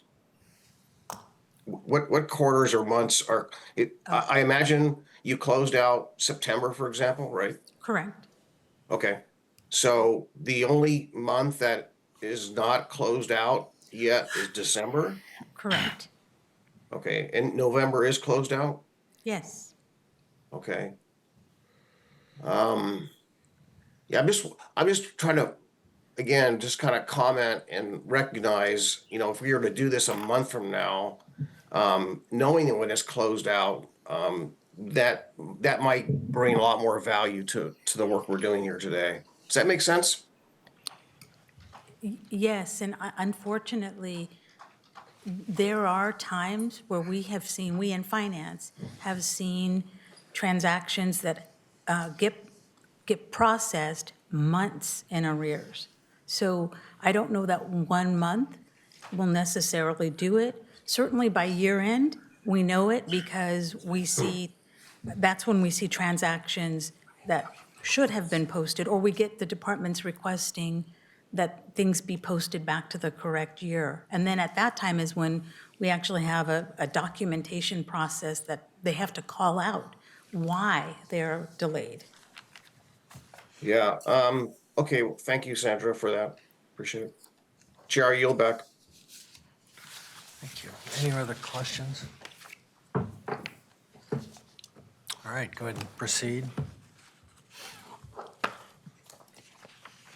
All right, thank you. Next is a review of the general fund forecast with assumptions as of December 31st, 2025. Sandra and Elizabeth, go ahead, please. Okay. So before you is the forecast as of February 4th. This morning, there was some changes, and that I believe that's what you have, this one-page sheet on your desk. The items, let's see, 1, 2, 3, 4, the first 4 items are reflected in this forecast. The 7,000 for the Malala pilot payment and the additional 4 million for CCSO are not reflected in this forecast. So I apologize because I feel like we're starting this meeting already with this document outdated, but what we would call out is we have in year 1, which is 25-26 that we're in, we're still balanced, and we anticipate being balanced for 26-27. Again, this is not with the additional funding or expenses that were called out this morning. So we'll populate that and see what these do to the numbers. What I can say is because it's an ongoing expense, what I anticipate is that we're going to go in the negative probably about year 8. Just from all the playing that we've done in this forecast, I would anticipate that additional 4 million is going to throw us in the negative beginning year 8, and we probably won't pull out of that negative until about year 28. Again, haven't done any of that, but just from our experience, that's the highlight. So can you please just, so don't consider what happened today. You turned this in last Thursday. As of last Thursday, give the update of the forecast then, please. The Okay. forecast changes every hour, commissioners. As of last Thursday, please give the update of how the forecast looks. Okay, so we updated everything for all the supplementals that have come before the board already. So those are things like CCSO had an additional grant of $473,000. That revenue and the expenses that went along with that were populated in the forecast. The $100,000 for the SNAP program that was given to disaster management, that revenue and that expense is now in here. Additionally, PGA received some PEG revenue, an additional $128,000. That revenue and that expense is now in here as well. And we also did some recognition of additional revenue that was not previously in this forecast of 1.4 million. So this forecast actually looks a little better than what you saw last time because of some recognition of revenue, just some tightening up that we did in the 25-26 fiscal year. All right, Commissioner Sebas had a question. Did you want to go ahead? Oh, yes, thank you, Chair. I just wanted to add to what Sandra's talking about. So we do the update to our forecast at intervals. And so right now, we're in the middle of the department's budgeting. They're doing all their projections and then their budget requests. So typically, we would not have an updated forecast again until after all the departments have submitted their year-end projections and then their proposed budgets. So just to let you know, it is a living document, but we do need to wait for specific intervals to do the updates. All right, thank you. Commissioner Savas, you had a question? Yeah, I just responding to the last segment of this presentation that Sandra just presented. I'm really concerned. I certainly know that $991,000, how, what drove that into the red. But I am also, I wasn't part of this morning's discussion. I apologize. I had a medical issue I had to deal with. But we can't go this, we can't sustain this, right? If we backfill it, we're gonna have to find the money. So I just want to alert my colleagues have heard this from me, but I want to alert the budget committee members that as we're still grinding through the numbers, we're not done yet, but it appears that the levy under collected and therefore the general fund subsidized not just the levy, but the general fund also subsidized the city contracts. And we already know we're subsidizing ELED, and we can't really correct that per se. So the question I think really begs what really begs the question is on some of these long-standing unfilled positions, do we just at what point, if they're not going to be filled, don't actually put them in the budget any longer? I'm just kind of wondering how we can get a better make an adjustment to address this. Now, one idea I do have is that if the levy under collected, and let's just say at this point, it's roughly, and with my rough math, it's, over the 5 years of the levy, it's under collected probably close to 20 million, maybe more. So I'm wondering if maybe if the levy passes, maybe some of those funds could pay back the general fund. The new levy funds, knowing that we're not going to be able to implement everything right out of the gate, but the general fund can't support this. I mean, I don't know. I think it's going to be. I'm just concerned that we don't have a mechanism to address that. Now I know what the motion was this morning. It was basically if up to 4 million if needed. I got clarification on, but. If I'm trying to figure out these actuals and the actuals show me something a little bit different, I don't know why we would be obligating another $4 million. Chair, I yield. Thank you. Any other comments? All right. Oh, go ahead, Commissioner West. Just to have a conversation with Commissioner Savas here too. A significant amount of work, as you know, has been done over the last, I would say, 3 years. A lot has happened, long deliberations, lots of work by this committee, lots of additional movement by the sheriff's office trying to get there, trying to figure this out. And out of good faith for that work being done and trust in that, as difficult as it was, and I think your questions are valid, that's how I came to support the additional up to $4 million. Hopefully, as we continue to right this ship, that won't have to happen again, and we'll get to where we stabilize this. But I think that was the reasoning, or at least not that we don't have the same concerns or we're not concerned, and cautiously approved that additional amount, I think is where we're coming from. I don't know if I keep, for 3 years, I keep seeing it bounce back and forth, and it's a little exhausting. And then it seems that we never quite get there to where we're seeing the numbers as they should be presented. 3 years is a long time. And I know we've made progress. So I think that's where the board was, but I don't know if it's going to take another 3 years to get where you want, Commissioner. I'm trying to, I don't know. I don't know what your thoughts are. I don't disagree with you, but I think that's why we came to the decision we came to. Well, yeah, well, thank you. Thank you, Commissioner West. Mind you, I have, if indeed it appears to be pretty accurate that the general fund subsidized the levy, and there's I don't know what the closeout was or what the beginning fund balance was, but if it's at least 4 million, that's your 4 million right there. You don't need to tap the general fund, the county general fund. Commissioner, I asked that question earlier today before the vote. I'm not quite sure what to believe, but if the levy was right-sided, if it would take that pressure off the general fund, yes, I was told some,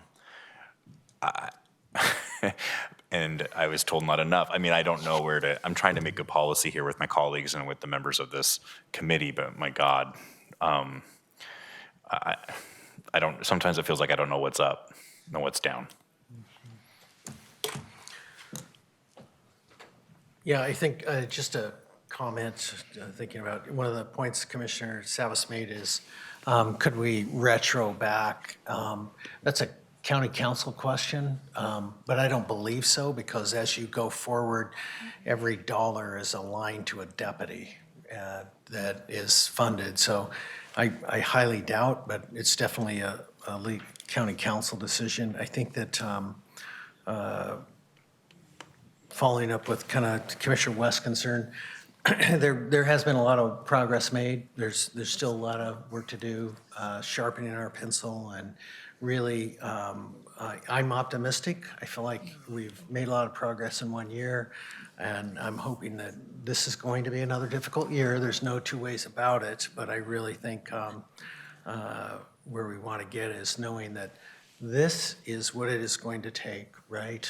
To sustain current services, right, with a COLA, cost of living increase, so that we can kind of better project, because I think, and I think it also is real important for us when we go to negotiate the contract, right, that's also kind of calculated in, because if you negotiate, and that's a conversation Gary and I have had, is if there's a contract negotiated mid-term of a levy, that the increase sometimes is not adequate. So I think that's where the projection is also is like, hey, at a 3 to 5% increase, and we can project for that, but if it goes above that, that can create a shortfall. So yeah, once again, I think that we all have some tough decisions to make. I think it's really important to have this open discussion and really kind of look at where the dollars are being spent, because it's not going to be easy.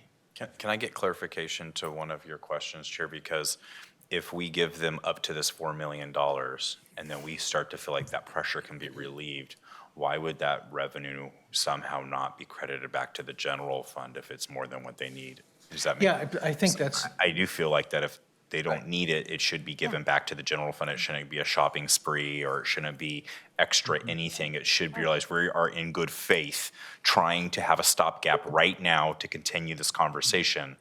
And I still have immense questions, and begrudgingly, not because I don't love law enforcement, because I still don't have the other half of the equation answered, agreed to this, and I have some heartburn about it and some real trepidation. Like I can feel this in my viscerally right now, but I'm really trying to be a team player here in making sure law enforcement is supported and not play chicken with law enforcement. And that's, we've never cut an FTE in 6 years. I don't want it to happen today, and I don't want it to happen in this budget cycle. So it's hard. And so that question is, what do you mean we can't right size it and bring that money back to the general fund? That would concern me. And then I guess I hope that the sheriff would continue to not see this as like a new bonus of money, but somehow would do everything within her power to not spend or spend very little of it as possible, and then return it back so that we don't have to cut veteran services or homeless services or other essential things that we do, or senior services. Those are all things that are important, or to have the DA to take less because he seems to always take less. Like those, that doesn't seem equitable. And so I hope that, I do believe that she's trying to work in good faith. So I'm not making an accusation, but if there is money you don't need in that general fund and you know where we're at and how we're trying to work with you, I hope to God she works with us and that money's returned. great. Commissioner Helm. Well, I think that one of the things that Commissioner Savas was pointing out was like, if there's been these vacant positions that are part of the budget and they Right. haven't been filled, if we eliminate those, take those out of the budget, does it help to right size the Yeah. budget, right? So I think that should be looked at if they have been ongoing vacancies. And I think Sheriff Brandenburg talked about that this morning too, about that she's not going to fill those. But as long as they still show on the budget as vacant positions, they are still part of the budget, correct? Those dollars are accounted for in there, whether they're filled or not. Wait. Correct. I think the difficulty, though, at least from when I'm seeing the numbers, we've had vacancies. So for example, if we go to page, I have to find CCSO 100, page 11, right now, the personnel is at 44%. That's where it should be if it was fully budgeted, or I'm sorry, if the FTEs were fully, were filled, because that's the way we budgeted them. So we've got this department at 44% with 56 vacancies. If they filled any of those vacancies, it would already, it's at its limit, it's at its normal limit with 56 vacancies. So if they start filling those 56 vacancies, it will go over in personnel. I'm confused. So positions are funded, and it's up to the department on whether or not they're filled. I mean, obviously, you would assume they'd be filled. But even if a position's vacant, that money for that position is still in the department's budget. Right. So why would we not hire if we have budgeted the money to hire these individuals? Are we not taking the actual cost still of what an actual total cost of a deputy is, or somebody for that FTE? Like, why are we told we have no money to hire when these books say we have money? I'm confused a little bit. So for every department, obviously there's turnover. You're always going to have a certain vacancy factor. I mean, you're never going to be 100% filled all the time. And in some areas, it's difficult to attract. In some areas, there's a long training period. There's lots of different reasons. 56? So I think the challenge, and I guess if I could, in terms of the term subsidy, I think that we're kind of a little confused.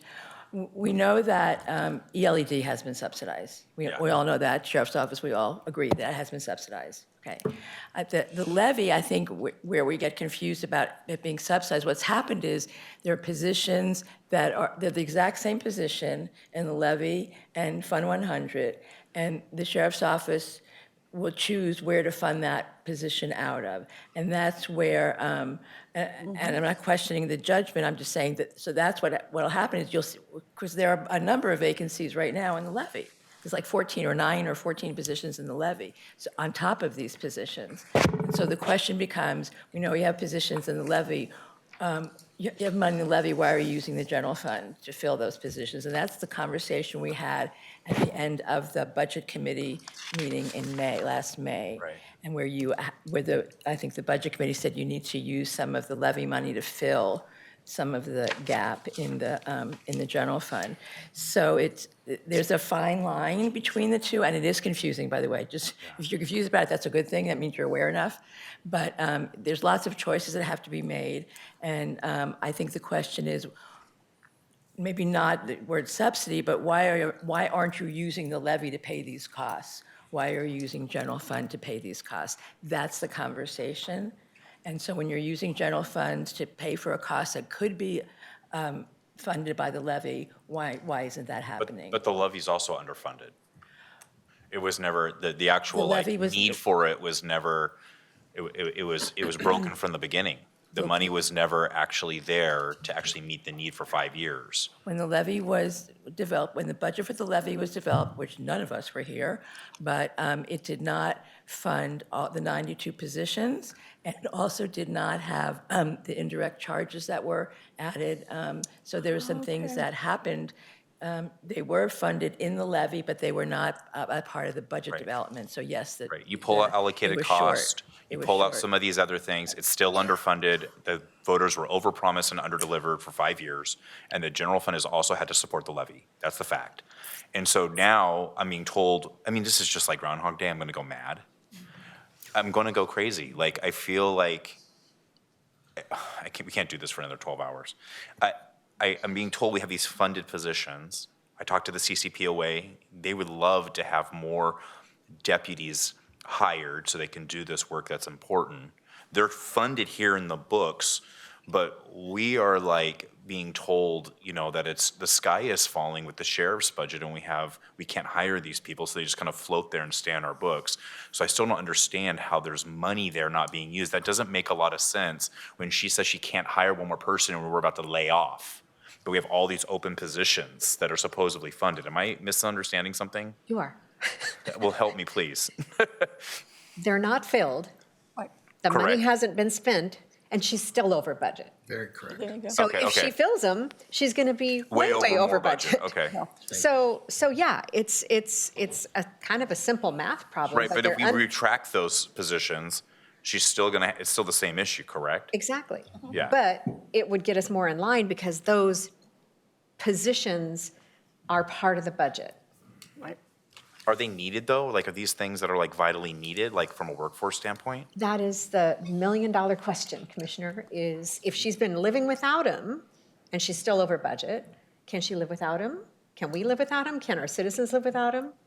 That's what we're grappling with, is That's we're how trying I to get hear the budget in line, but we haven't filled these positions for a long, long time. But what I hear from the CCPOA and from patrol and those deputies is that they desperately want to see some of those positions funded. Right. And I'm concerned because I believe them. And, yeah, I don't know, James's card's been up forever and I'm clearly annoyed. Oh, but sorry. Yeah. I had Paul and then you, James. Okay, so Commissioner Savas, go ahead. Oh, what, was there a card up from someone else before I go? Yeah, I think you're notified that you were next in line, so go ahead. Okay. So that last slide that was up on the screen, that showed the beginning fund balance for the levy at 7.3 million, right? So, I mean, there's your 4 million. I mean, scroll up a little bit. Okay, there it is. So for top line, beginning fund balance. So you started out 25, 26. You have 7.3 million. The levy under collected, meaning that, again, getting back to that, it's a little bit of everything. Yes, I think there is absolutely, especially on vehicles and everything else I'm finding where it wasn't correctly calculated into the costing of in the budgeting within the levy. So again, general fund subsidized that, and the amount for vehicles and all those things was not the right number. It was it was too low. So getting back to this other, if you take that 7.3 million, subtract 4 million as your cushion, you're covered. Because as far as I'm concerned, I'm gonna take a strong guess here, a strong guess that 7.3 million really belongs in the general fund, because it wasn't, it's, the levy's not carrying its weight. Excuse me, if I could make a correction, the 7.3 million is the budget. The actual beginning fund balance is in that July through December actuals of 4.86 million. So it's behind. So it's short from its budget by 2.5. So what would be available, the way that I would do it would be, I'd say 4.8 million, that's your starting number. And then I would look to see what they have in contingency. You're going to subtract that variance, that shortage of 2.5 million at the top. It's the difference there that would truly be available. So you're talking 1.6 million would be available, and that would wipe out the levy, which would be a problem because you don't collect revenue, property tax revenue, until November. So you actually need to leave some money in the levy to carry you forward for those first few months. Otherwise, the general fund will continue to have to subsidize. Thank you. James Rhodes? Thank you. Not talking about the levy, but talking about positions, vacant positions and what is and isn't budgeted. So like on attachment B, if you look at page 11, my understanding, and so for clarification, is if you look under the budget column, that's the third column over at the bottom, total positions 479, filled 425, vacant 54. So when we, and I'm asking for clarification, I guess, from the budget, but when you all build the budget, it's built on actuals. And as Cindy indicated, there is always a vacancy rate. So and for the sheriff's office, that recently seems to be around about 54. So when that personnel line is budgeted at about $88.7 million, that is really to support 425 positions. That budgeted number is not for the 479. Okay. So that when we say that, when ultimately there's 56 positions and we say that that was budgeted for, that's not exactly true. Really what was budgeted for was 425 positions, give or take, with 50 vacancies, essentially unfunded by the budget. Those weren't there. So when the sheriff approaches, if you go to the far right, 44% and the target is 50%. If she made it to 50%, that's going to be around 425 positions with 54 vacancies, right? So to be on budget means that she has to maintain 50 something, vacant positions. So I just want to clarify that when we say those positions are funded by the budget, they're not really funded by the They're budget. just Okay. Good point, there. James. Okay, yeah, and it may just be semantics, but am I roughly on track? Okay, so let's go back a little bit.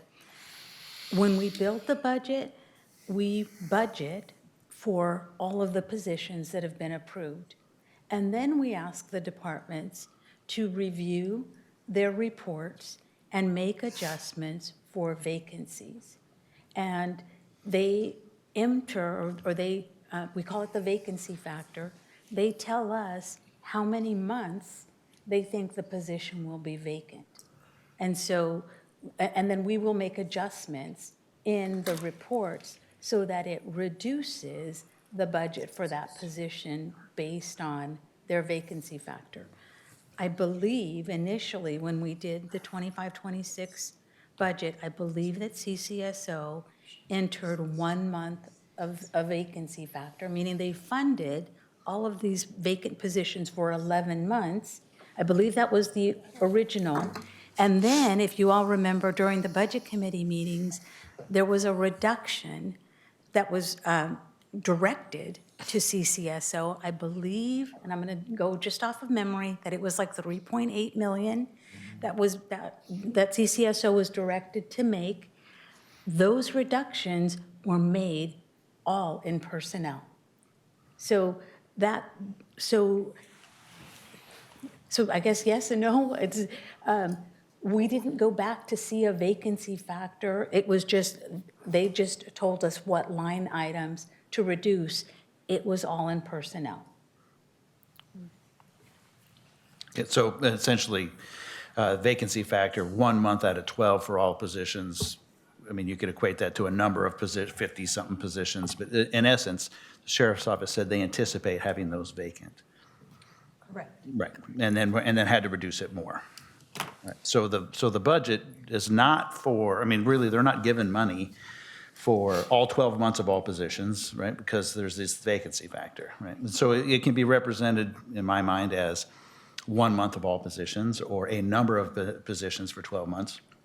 But it's a number, it's a value. There's money, right? And so. And I have the answer. So the vacancies were shown as 1 month filled, 11 months vacant. That's how they captured the savings of 3.8 million that was directed by this committee. So this committee said, go forth, cut 3.8 million. They cut 3.8 million from personnel by showing the vacancies as vacant for 11 months out of the year.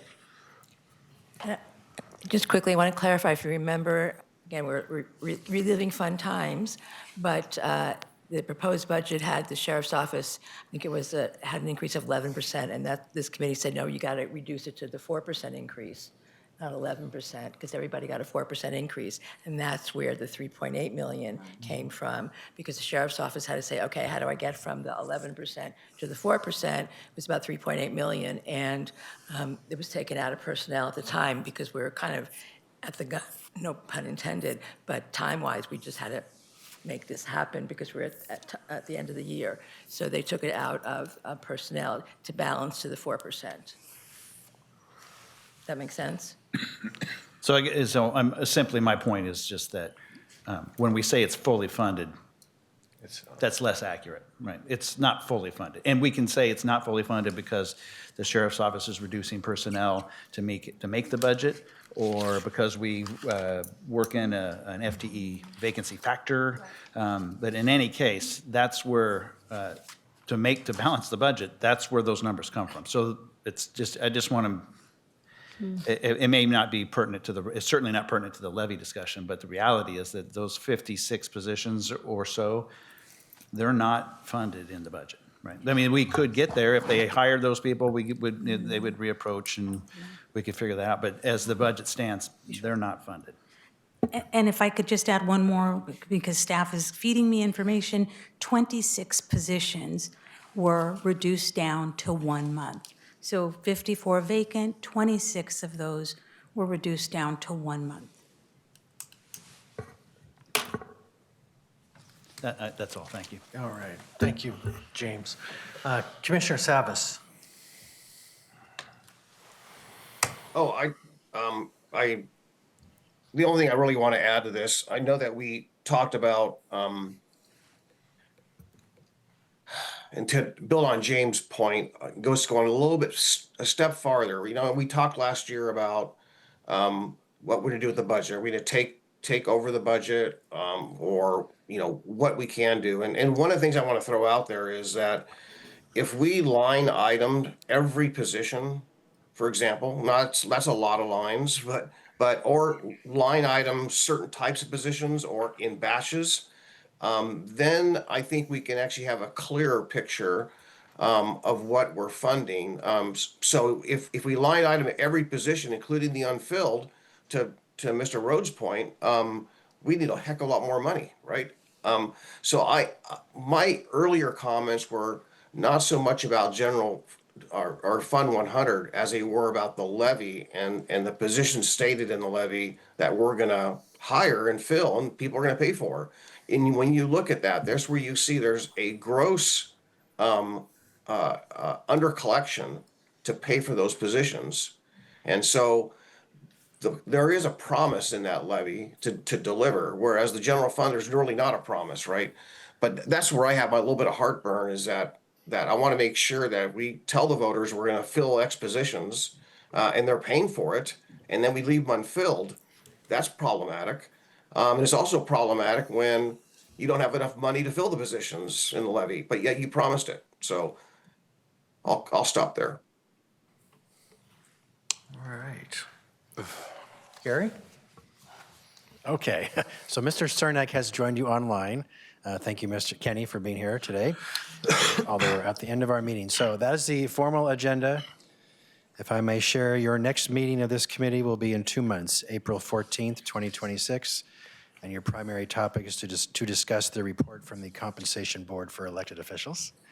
And then May 26th through 29th, 2026 is the Budget Committee week that you've already been notified about. Is there any other questions or comments the committee would like to make before we conclude?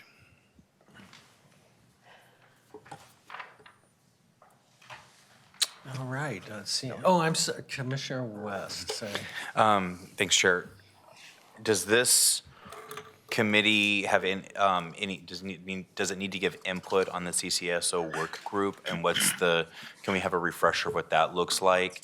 I do think that work group will be very valuable in helping illuminate some of this further, and making sure we're on the same terms and same definitions and some of the same playbook so that we can be more productive as we go into budget cycle. I don't know if you could speak to that, Gary.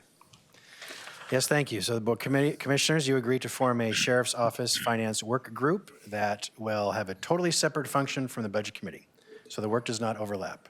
The work group is to answer questions, clarify issues, clarify any misunderstandings, and to create better goodwill and communication between all involved. There are 2 seats for public budget members, of which 4 of you have expressed interest. So I'm going to bring that to you next week at issues to decide which of the 2 public members you'd like to appoint. And I also have the other membership names for you next week for you to make a decision. But the functions of that group and the Budget Committee are totally separate and not really intertwined. Thank you for clarifying. Okay. All right. So anything else before we move on, Gary? There's nothing else on this agenda for this meeting. All right, so before this group moves on, I just want to thank our Budget Committee members and everybody for joining us today. And we're going to take a short 5-minute break, and we'll be right back. So we'll take a short recess.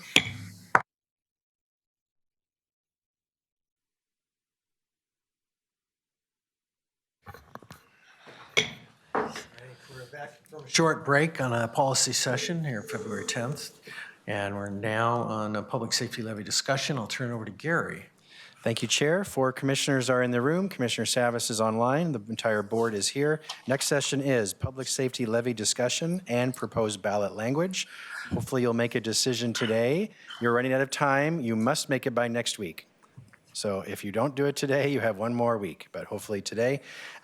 Presenting today, I'll kick this off with us is Sheriff Angela Brandenburg, Under Sheriff Lee Eby, Sheriff's Office Finance Manager Patrick Williams, and our County Counsel Billy Williams, and Assistant County Counsel Jeff Munns, and Clerk Andrew Jaraki. We're all here to support you. So this is to ask you if you are ready to make a decision to put on the May 2026 ballot the public safety levy, and at what rate, and then approve the ballot language for that rate. Last time you met in a policy session, you were leaning towards and directed staff to prepare option 3, which maintains the existing levy and funds a specialized crime reduction team. However, at the next business meeting following that policy session, it appeared that you were coalescing behind option 2, which is to maintain the existing sheriff's levy and only increase the dollar amount that would make the levy fully funding itself. So not adding any new services, but it would be a small increase in the levy rate. So today we just want to clarify, is it option 2 or is it option 3, or maybe back to option 4 or option 1, just to clarify the option. But we have put the data for option 2 and 3 as well. At the end of your packet is the sample ballot language. So we are here to answer your questions, or if you have any concerns, but ultimately, if you're ready, we would like a motion at the end of this session, which option, and to approve the ballot language. Thank you. All right. Colleagues, questions? Go ahead, Commissioner Helm. So, I know there's a word limit. I know there's a word limit. Are we at the word limit?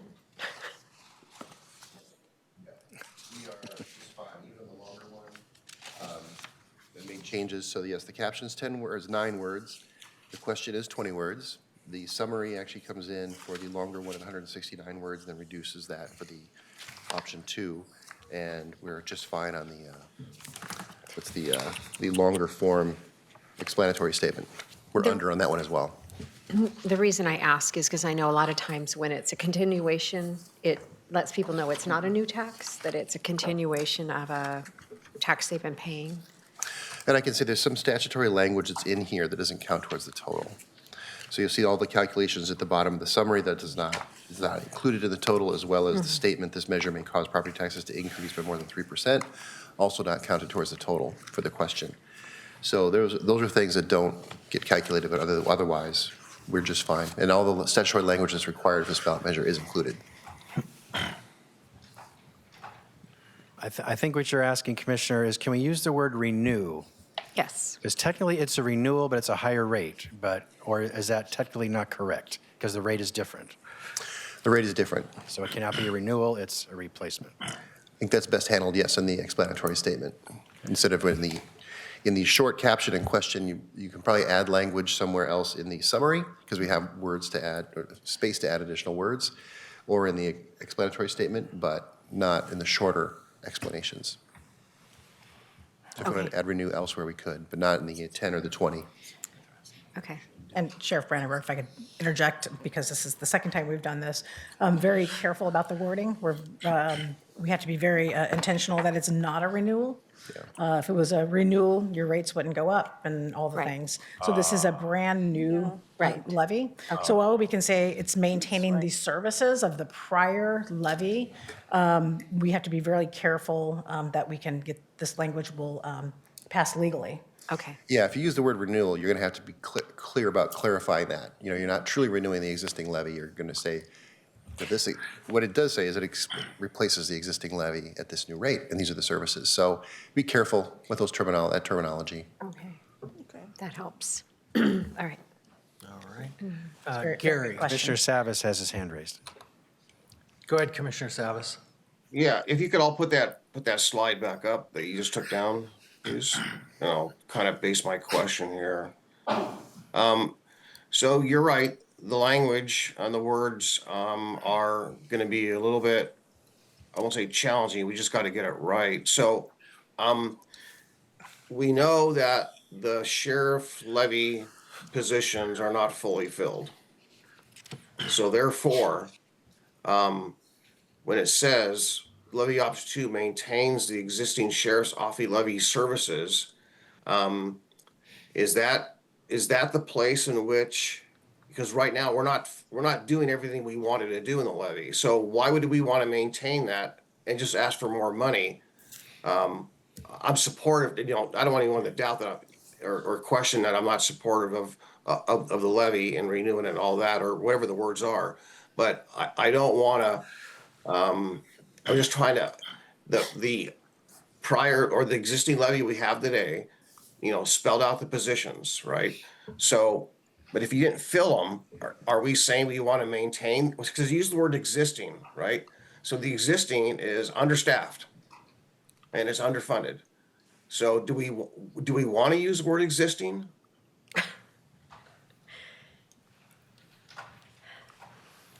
So I'll answer part of that question. So the original ballot language that we drafted and the voters approved say approximately. It doesn't say every single position is going to be filled. So it says approximately, and I can tell you that we're staffing the levy as much as we can to get it to the end of the levy, as you heard from the your prior hearing. When tax collections come in, we don't want to rely on general fund dollars to keep the levy going. So we're managing the levy through the vacancies, and the original ballot measure language it's approximately. All right. Right. I don't doubt that, right? I'm just saying, I'm just talking about the word existing in of its own. So it's more of a legal question. If legal could comment on that.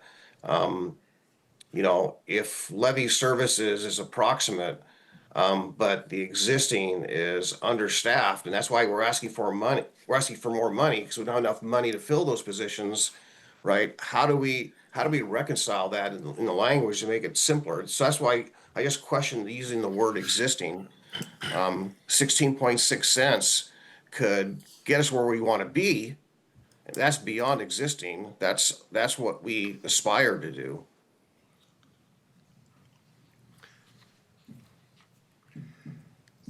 So I'll take another stab at that. So the existing thing we're referring to are the positions that are in, and I'm looking at council in case I'm wrong, but the existing is referencing the positions that were in the original levy, the previous levy, and funding those positions, which those positions are built into the levy. We fully expect to fund every single position getting through to the end of the levy. We've done a lot of work to ensure that the rate is correct, that both finance teams are good with where we landed. We will be able to fully satisfy the work of this levy, this new levy, for the next 5 years and sustain that. And I don't anticipate, you've seen how I can hire. People want to come to Clackamas County and work here. We won't have any problems filling that. I need the funding to ensure the funding's there, and I believe that we're in a good place where we've landed with the funding and the rate. Well, I appreciate that, Sheriff. I was trying to direct my question to legal staff here, legal counsel or Mr. Munns. It's more of a legal question. I would think that if, so that's my question. I mean, I think I made my point, right? We know, how do we reconcile that word existing? Yeah, thank you, Commissioner. I think if I understand your question, and what I see as a legal answer to that is, maintain the current levy. It's using the exact same language in the summary as it did previously. So the description of what services that would support is the same. And to that extent, it is accurate and passes legal review. Your question about understaffing and so on, funding, is not something that is addressed in this language, but I think it's accurate in the way it is drafted, that by using the same description of what services that money is to support, that's consistent. All right, I'm just, that's where I got my heartburn is with the language a little bit there. I'll leave it there. Commissioner West. Thank you, Chair. So when I read the ballot language, it's like, I'll use option 2 as an example. I'll just read it out loud. It says, shall Clackamas County fund law enforcement with a rate of 53.4 cents per 1,000 assessed value for 5 years, beginning in 2027, ? This measure may cause the property taxes to increase by more than 3%. Just understanding how the language and legal language around this works, it sounds kind of confusing because it's like we're asking, hey, should we do this? It doesn't say, hey, like, if you vote for this, we will be doing, you will see this increase. It just, and I don't know if that's how you're supposed to word it legally, like there's shall instead of should, or I mean, I just don't know because it's not my expertise. I was wondering if you could just provide a little bit of insight on why it sounds a little bit, if we're asking the question if we should even do it at all, not if we're going to implement it. Do you know what I'm saying? Just the way it sounds. Yeah, shall is used because if you vote for this, this will happen. You need to be clear about that, and shall is the appropriate language for that. This is exactly the same language that was used in the last levy, with the difference of what the rate is. Okay. And that's very consistent with these levies across the state and anything similar. You don't get enough words, unfortunately, here at 20 to fully state things and to put any nuance in it. And it's intended to be that way, really black and white. And that is where the summary comes in. And of course, further supported later after this moves on to the ballot into the statements in support or opposition. We can try to shade what the other issues are that surround this. But this language, I don't have any concerns with it legally. Okay, and I have a question for the sheriff. Please correct me if my number is wrong, but currently the levy has 14 unfilled positions Well, that's or vacancies. Is that, am I understanding that correct?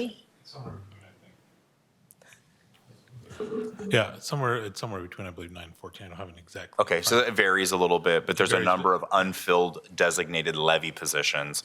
We'd like to get that, we're not going to get to 100, but we like to get real close as possible. So this measure funds those positions and provides the funding so we can have less unfilled positions and meet that original promise better. That's correct. Okay, and then my other question is it's my understanding that the levy also helps fund other resources like fleet and other important assets like that, but it has been underfunded and not fully covered with the levy either as existing. Will this levy also make sure that those fleet and other asset requirements are also funded, not just positions? So I'm going to defer to Patrick here. Yeah, thank you. And please correct me if I'm not understanding right. You're close. Thank Chair and Board, and Commissioner, or Administrator Schmidt. I'm Patrick Williams, Finance Manager. It does fund, it aspires to fund vehicles for levy staff. Okay. It also funds the county's body-worn camera program. Okay. And that contract, as you know, is a flat contract for the next 10 years, I believe. So, we've, it's baked in there, so that's obviously there's not an annual increase to that. So we're very fortunate there. So yes. Okay. So it's basically an increase to fund the original levy from 5 years ago to what it would require today to do that. That's correct. That's correct. Okay. And for the next 5 years. So Right. The assumptions, and based on what we believe, with the work between both finance teams, to getting to the end of the 5 years, so that it is fully implemented. And I asked this earlier. I want to, Patrick, if you could speak to it. What kind of pressure, if this is funded through option 2, does that relieve off the general fund that's no longer being subsidized to the levy? Well, I think that's more of a question. It's more of a program question, I would say. But if we can fully staff it without the, it's 14 positions or 9 to 14 positions that we can put on the street that aren't there now. And just as a reminder, the current levy rate did not contemplate the indirect costs that were added, and it also did not contemplate the incentive payments and other things in the new labor contract. So those are the two primary reasons that I feel that it's not funding those positions now, and those were unanticipated when the levy rate was built 5 years ago. From my perspective, I wasn't here, but the levy rate was built not using those assumptions. Okay. That answers. Thank you for explaining how the shall language is written that way. It's a little, nobody talks that way. So yeah, thank you for that. And then thank you for answering my questions. All right, thank you. Commissioner Hill. Okay,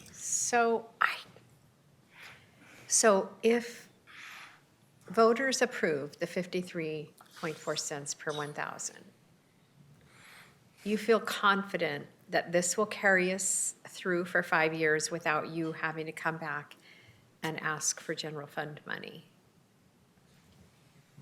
Yes, so the work between the finance team, and some of this is a little bit of a crystal ball. I believe the chair had said this before in building the original levy, is to look at the assumptions as you move forward, assumptions about people and about things, right?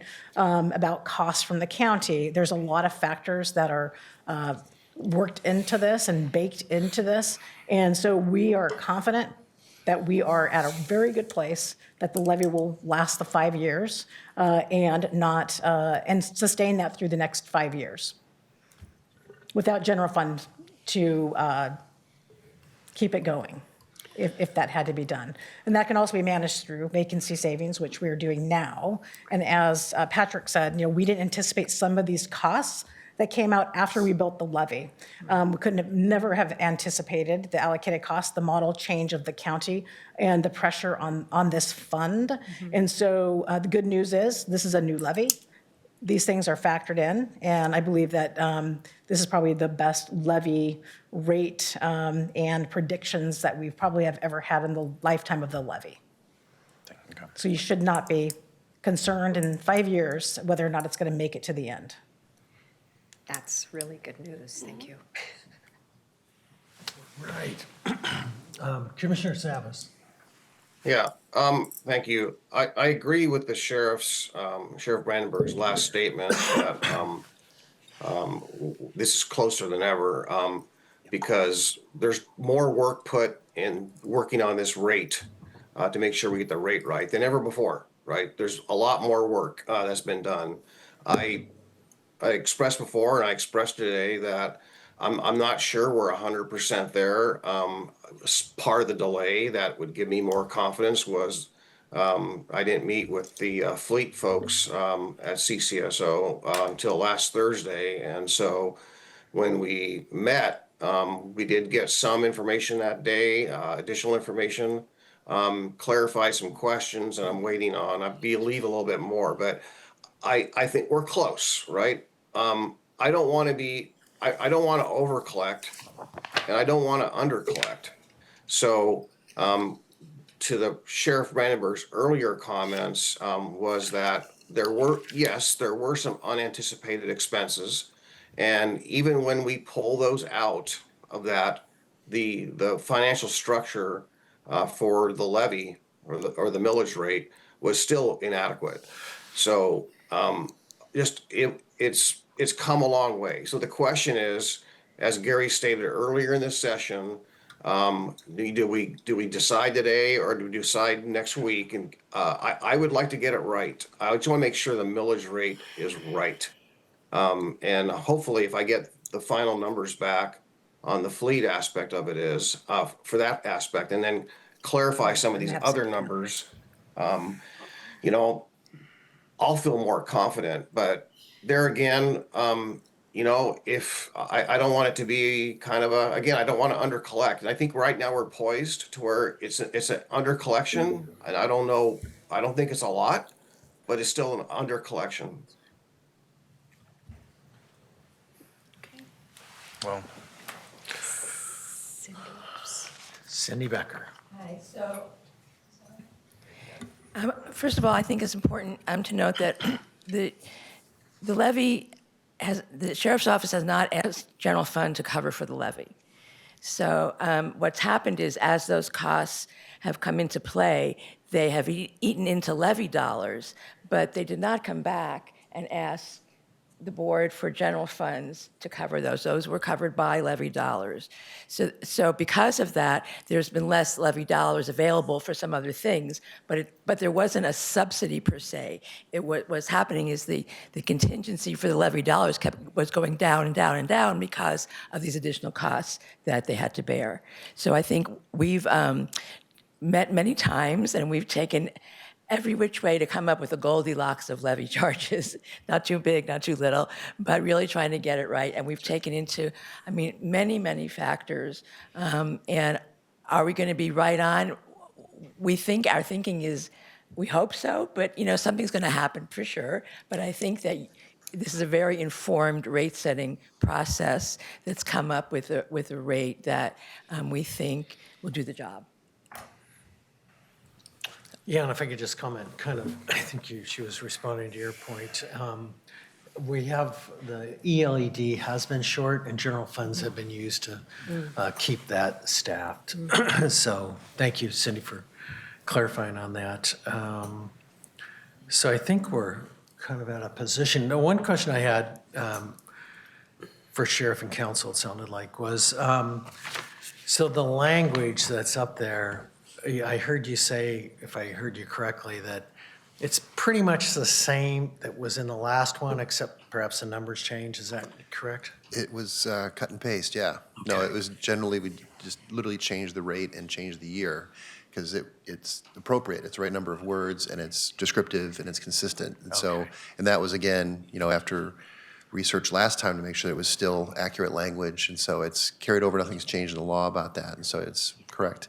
And, same thing with the summary, it's carryover language as well for the most part. And then just statutory requirement language for the calculations there as well. So it's intended to be very kind of bland and neutral, which it is. But the operative, the thing that people read the most, that question is not a lot of room there to change it up and make it more descriptive. Okay. Sheriff And Sheriff, Bradford, you feel just- good on the descriptive language? Yeah, and this is actually, it should look familiar to you because this is what it's been throughout the entire levy series of each renewal.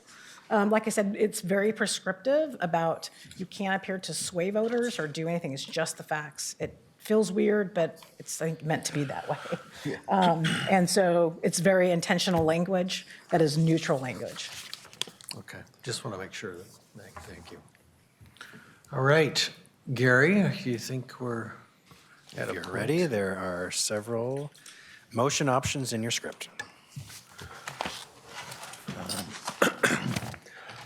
Excuse me. Where's our script?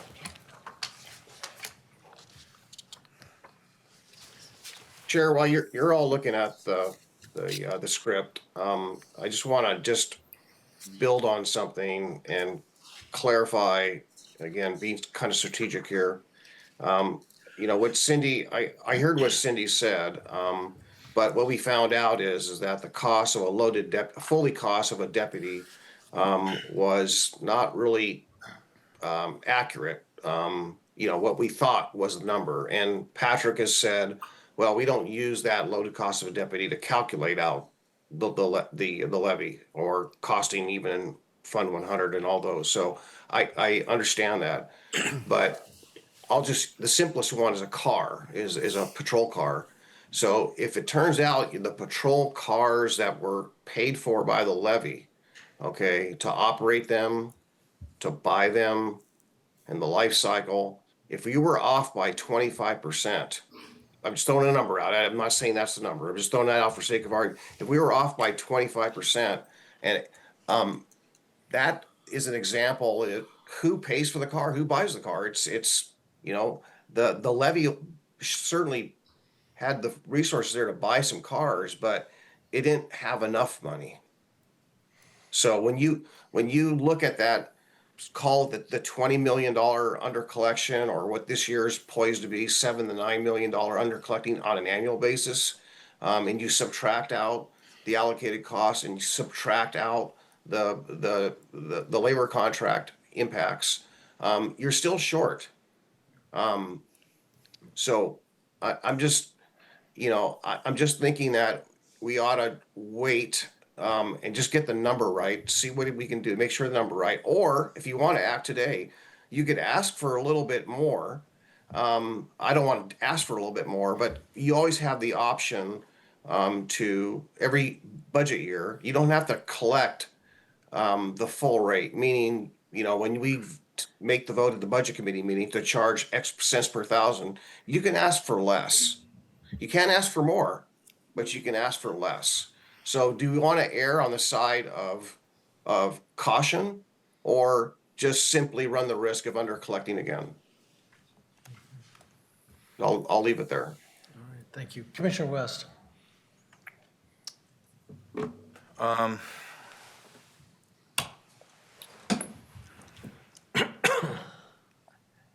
My question is no different after hearing Commissioner Sabas. I guess Commissioner Sabas, I have a question for you. I mean, both staffs have worked really hard between two different finance departments to look at all the different factors and assumptions necessary to come up with this rate. It looks like it's probably been one of the more thoughtful processes in the levy's history to do. This is what we're being told. We are coming to the 11th hour, and here we are in this position. I don't know, I hear you that we don't just have to collect as much as we ask for. I've never seen government do that in my life, ever. Yeah, it's like I asked my kid, hey, here's some money for Chipotle. I know I should get change back, but miraculously my son never brings me my change back. Sometimes, and somehow he's happy, and my wallet is lighter. I think every parent can relate to that. I don't think government is gonna give the money back. I don't know if I'm prepared to hypothetically ask for a different rate. I don't know if I have that information now, but I respect your judgment, and I am concerned that we're under collecting, and it's like nothing's ever satisfied or for sure. So there's a risk there. I don't know if you can speak to that, Commissioner Savas. Well,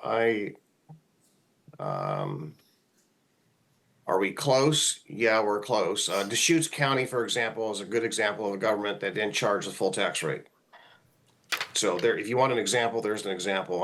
I'm understanding there's not, you're right, not a lot. You know, they usually always go for the full rate, but that's not always the case. So there's one example. And I believe it was law enforcement related as well when I talked to the sheriff there in Deschutes County several years back. So there's just one example. So I don't know. You know, the 11th hour is Tuesday of next week. If we can again just hone in on those numbers. But there again, you know, it's taken too long to get the basic numbers for fleet. And clearly, in our discussions, I really think that it's not accurately captured. So it's on tape, it's on the record, big deal. But that's my concern.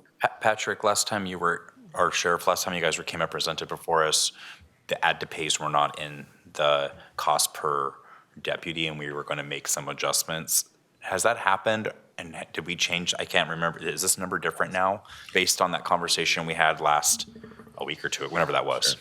Yeah, we made two changes. We updated the base year that included the ad to pay. So we essentially used actuals rather than a budgeted amount for the first year of the new levy, right? Okay. We were in consultation with the Department of Finance in order to make that kind of a neutral decision. We increased our revenue projections from 3.7 to 4%, which our revenue, our tax collections from 3.7 to 4%, which is the standard county methodology of the annual growth of property tax. So it was essentially a wash. Okay. Thank you. Sheriff Brandenburg, I'd like to address one of the topics that Commissioner Savas talked about was the giving money back to the voters. And that is true, that Deschutes County did do that. I think it was a 1 cent over collection, but they are, if that is the time frame, but Deschutes County is on a service district. It's different than a levy passed with the fixed rate with the taxpayers. So it's a little bit different. If it was a service district, you have that flexibility each year to return monies to folks. Yeah, and right now, if you have a $600,000 home at this tax rate, you're looking at about $27 a month.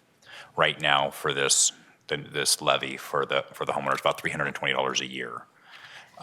If you're for a $600,000 home at option 2, if we increase that by another 20%, that number just goes up. And I don't know if 20% is right. I don't know even what the right percentage, unless we wait a week and the questions are answered, but I don't know if we're going to get anything different than we're getting today. I think so. All right, thank you. Commissioner Hill. No, I was going to say, I'm not sure that more numbers next week are going to help us. I think a lot of good work has gone into this from both finance departments, and the fact that you're confident, the fact that Cindy's confident, it may not be perfect. It is a crystal ball situation. I don't think the voters have an appetite for a higher number. I want this to pass. I want this to be funded at the rate that's going to get us by for the next 5 years. And I think by going out and asking for more money, I think we're really setting ourselves up for failure. So I'm prepared to make a motion to move to place the following language on the May 2026 ballot. Shall Clackamas County fund law enforcement with a rate of 53.4 cents per 1,000. Assess value for 5 years beginning 2027. This measure may cause property taxes to increase by more than 3%. I'll second that motion. Excuse me.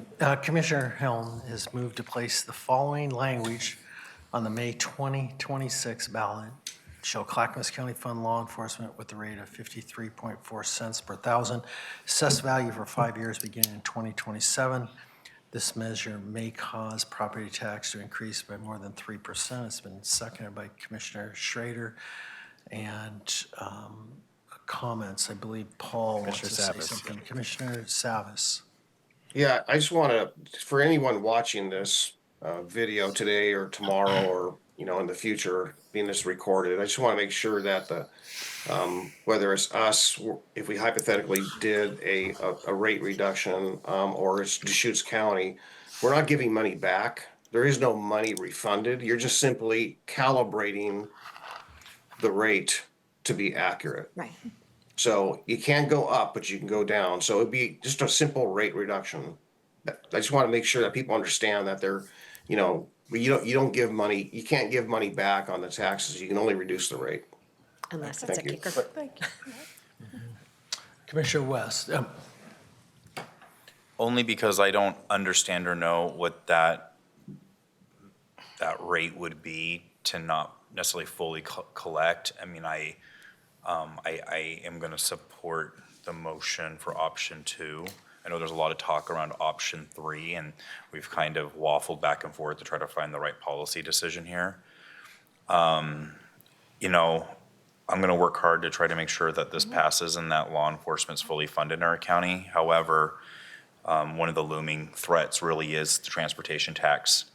When the voters signed that petition to refer this to the voters, it said November. And that's what the voters signed for when they said the legislature's just gone too far and we want to have a say. They used the referendum process, the direct democracy process. We're the first in the nation. It's part of our DNA as a state. The voters said in record numbers, let us have our say. However, it seems like Salem still can't help but monkey around and manipulate things.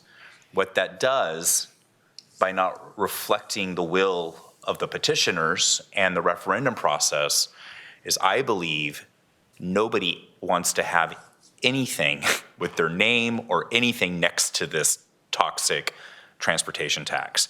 The polling is through the roof of opposition. The testimony, even to move it to May in Salem, is through the roof.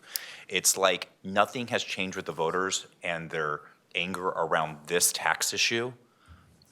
Filling the hearing rooms, thousands of people submitting testimony, saying, let us just have our day that we signed for in that petition process. Now, I'm gonna, regardless of what happens in Salem, I'm gonna fight to make sure option 2 passes in Clackamas. But there are forces outside our control that politically does have an impact on this. And that's my concern, because that's really catastrophic if potentially it gets, it changes and muddies the waters for the voters. But we have a lot of work to do to help tell the real story here to Clackamas County voters. I hope we don't have to have another bite at the apple in November. And I hope that voters will take the time to not just be angry about increased costs and affordability, but actually look nuanced at the situation and fund law enforcement in Clackamas County. So I'm going to support option 2 today to be on the May ballot. And my personal opinion is I hope that the legislature stops playing partisan manipulation politics with the referendum process, respects the democratic process, and allows voters to vote on the transportation tax in November as they signed on that petition and as that already been certified by the Secretary of State. That's the right and moral thing to do. And so it also helps, we're not the only local government that has this fear, by the way. I'm pretty sure that there's other levies and other local options that are essential for schools and special districts and cities. We don't want to have those essential funding sources threatened because of efforts in Salem. Great, thank you. Martha, No, I think quite frankly, I think it's the right way to go at this time. We have to make a decision. We could always wait a little longer, but I think right now, we really respectfully to my dear friend, Commissioner Savis, I think it's important for us to move ahead with the decision at this time. So. All right. Just a quick comment, and that is, I want to thank County Finance and the Sheriff's Office Finance folks for working together to come up with that cost. I don't think anything's perfect in life, really, but this is pretty close to as what I believe. And I think they've worked very close to come up with a good number. So I do feel confident that that's pretty close. And I think the other thing that's really important too to look back is that the sheriff has helped create Clackamas County as a great, safe place to live. I'm going to repeat what we said, as 8th in Oregon, we're going to be first. We're the safest in the metro area, right? That's the goal in our strategic plan, right? And because we want people to come here and feel safe. So I think what this will do is will help us keep those staff, right? And I think we can always use more public safety, but we also have to balance reality. And I do want to speak to seniors out there. And I've met with a lot of people that are on a very fixed income, struggling right now. Our fastest homeless population are seniors. And that I've talked to people that are being frugal when they go to the grocery store. And that doesn't even include medications and other things that people are having to deal with. I just think it is a tough economic time, and I think we, need to be as prudent as we can with these tax dollars. So the entire board supports public safety, and we're going to continue to work to use those dollars effectively. So just thanks to both groups for doing that. And before I Commissioner Savas. Commissioner Savas, go ahead. Yeah, well, I appreciate everyone's comments. I'll be voting yes here today. I want to make that perfectly clear. I really value that, but I really think that if the positions aren't going to be filled in the levy, then we ought to consider reducing the rate. In years forward, if we don't fill the positions, then I don't know why we would continue to collect the full rate going forward. So I'm supporting this levy. My point, the way to wrap this up is that I know when people call and they want a response and they're short on staff, and that's all I hear is they're short on staff. They're short on staff.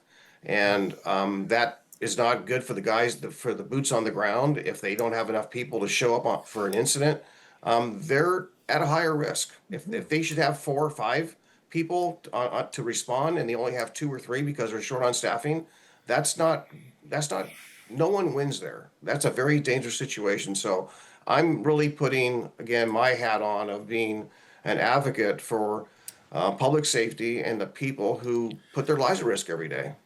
And the pattern of being understaffed is problematic. So thank you. All right, there's a motion on the floor and a second, and so I'll turn to the clerk. Would you do a poll for us? Commissioner Savas. Aye. Commissioner Schrader. Aye. Commissioner West. Aye. Commissioner Helm. Aye. Mr. Chair. Aye. Motion passes 5-0, Mr. Chair. Well, it's been quite a day. Gary, anything else? That is it for today. That is it for today, Chair. Okay. Chair? Yes. Sorry, point of order, if I may. The election forms require that an official be authorized to complete them, and I would recommend that the board adopt a motion to appoint county council to complete the election forms and submit them to elections office, and the work necessary to ensure that these end up on the ballot. So moved. Second.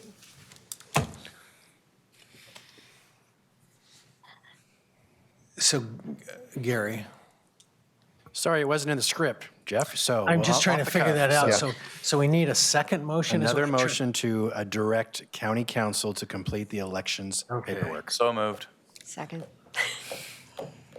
So it's to direct county council to draft the ballot To language. complete the ballot Yes. language and Complete submit the it on ballot behalf of the board. language. And submit it. All right. And you made the motion, right? I Yeah, think- so I think Commissioner Commissioner West Helm made a seconded. motion to direct county council to complete the ballot language. Has been seconded by Commissioner Helm. Any further discussion? Hearing none, clerk, please call the poll. Commissioner Savas. Aye. Commissioner West. Aye. Commissioner Helm. Aye. Commissioner Schrader. Aye. Mr. Chair. Aye. Motion passes 5-0, Mr. Chair. All right, thank you. I think we have everything then, so we will be adjourned. Thank you, everybody.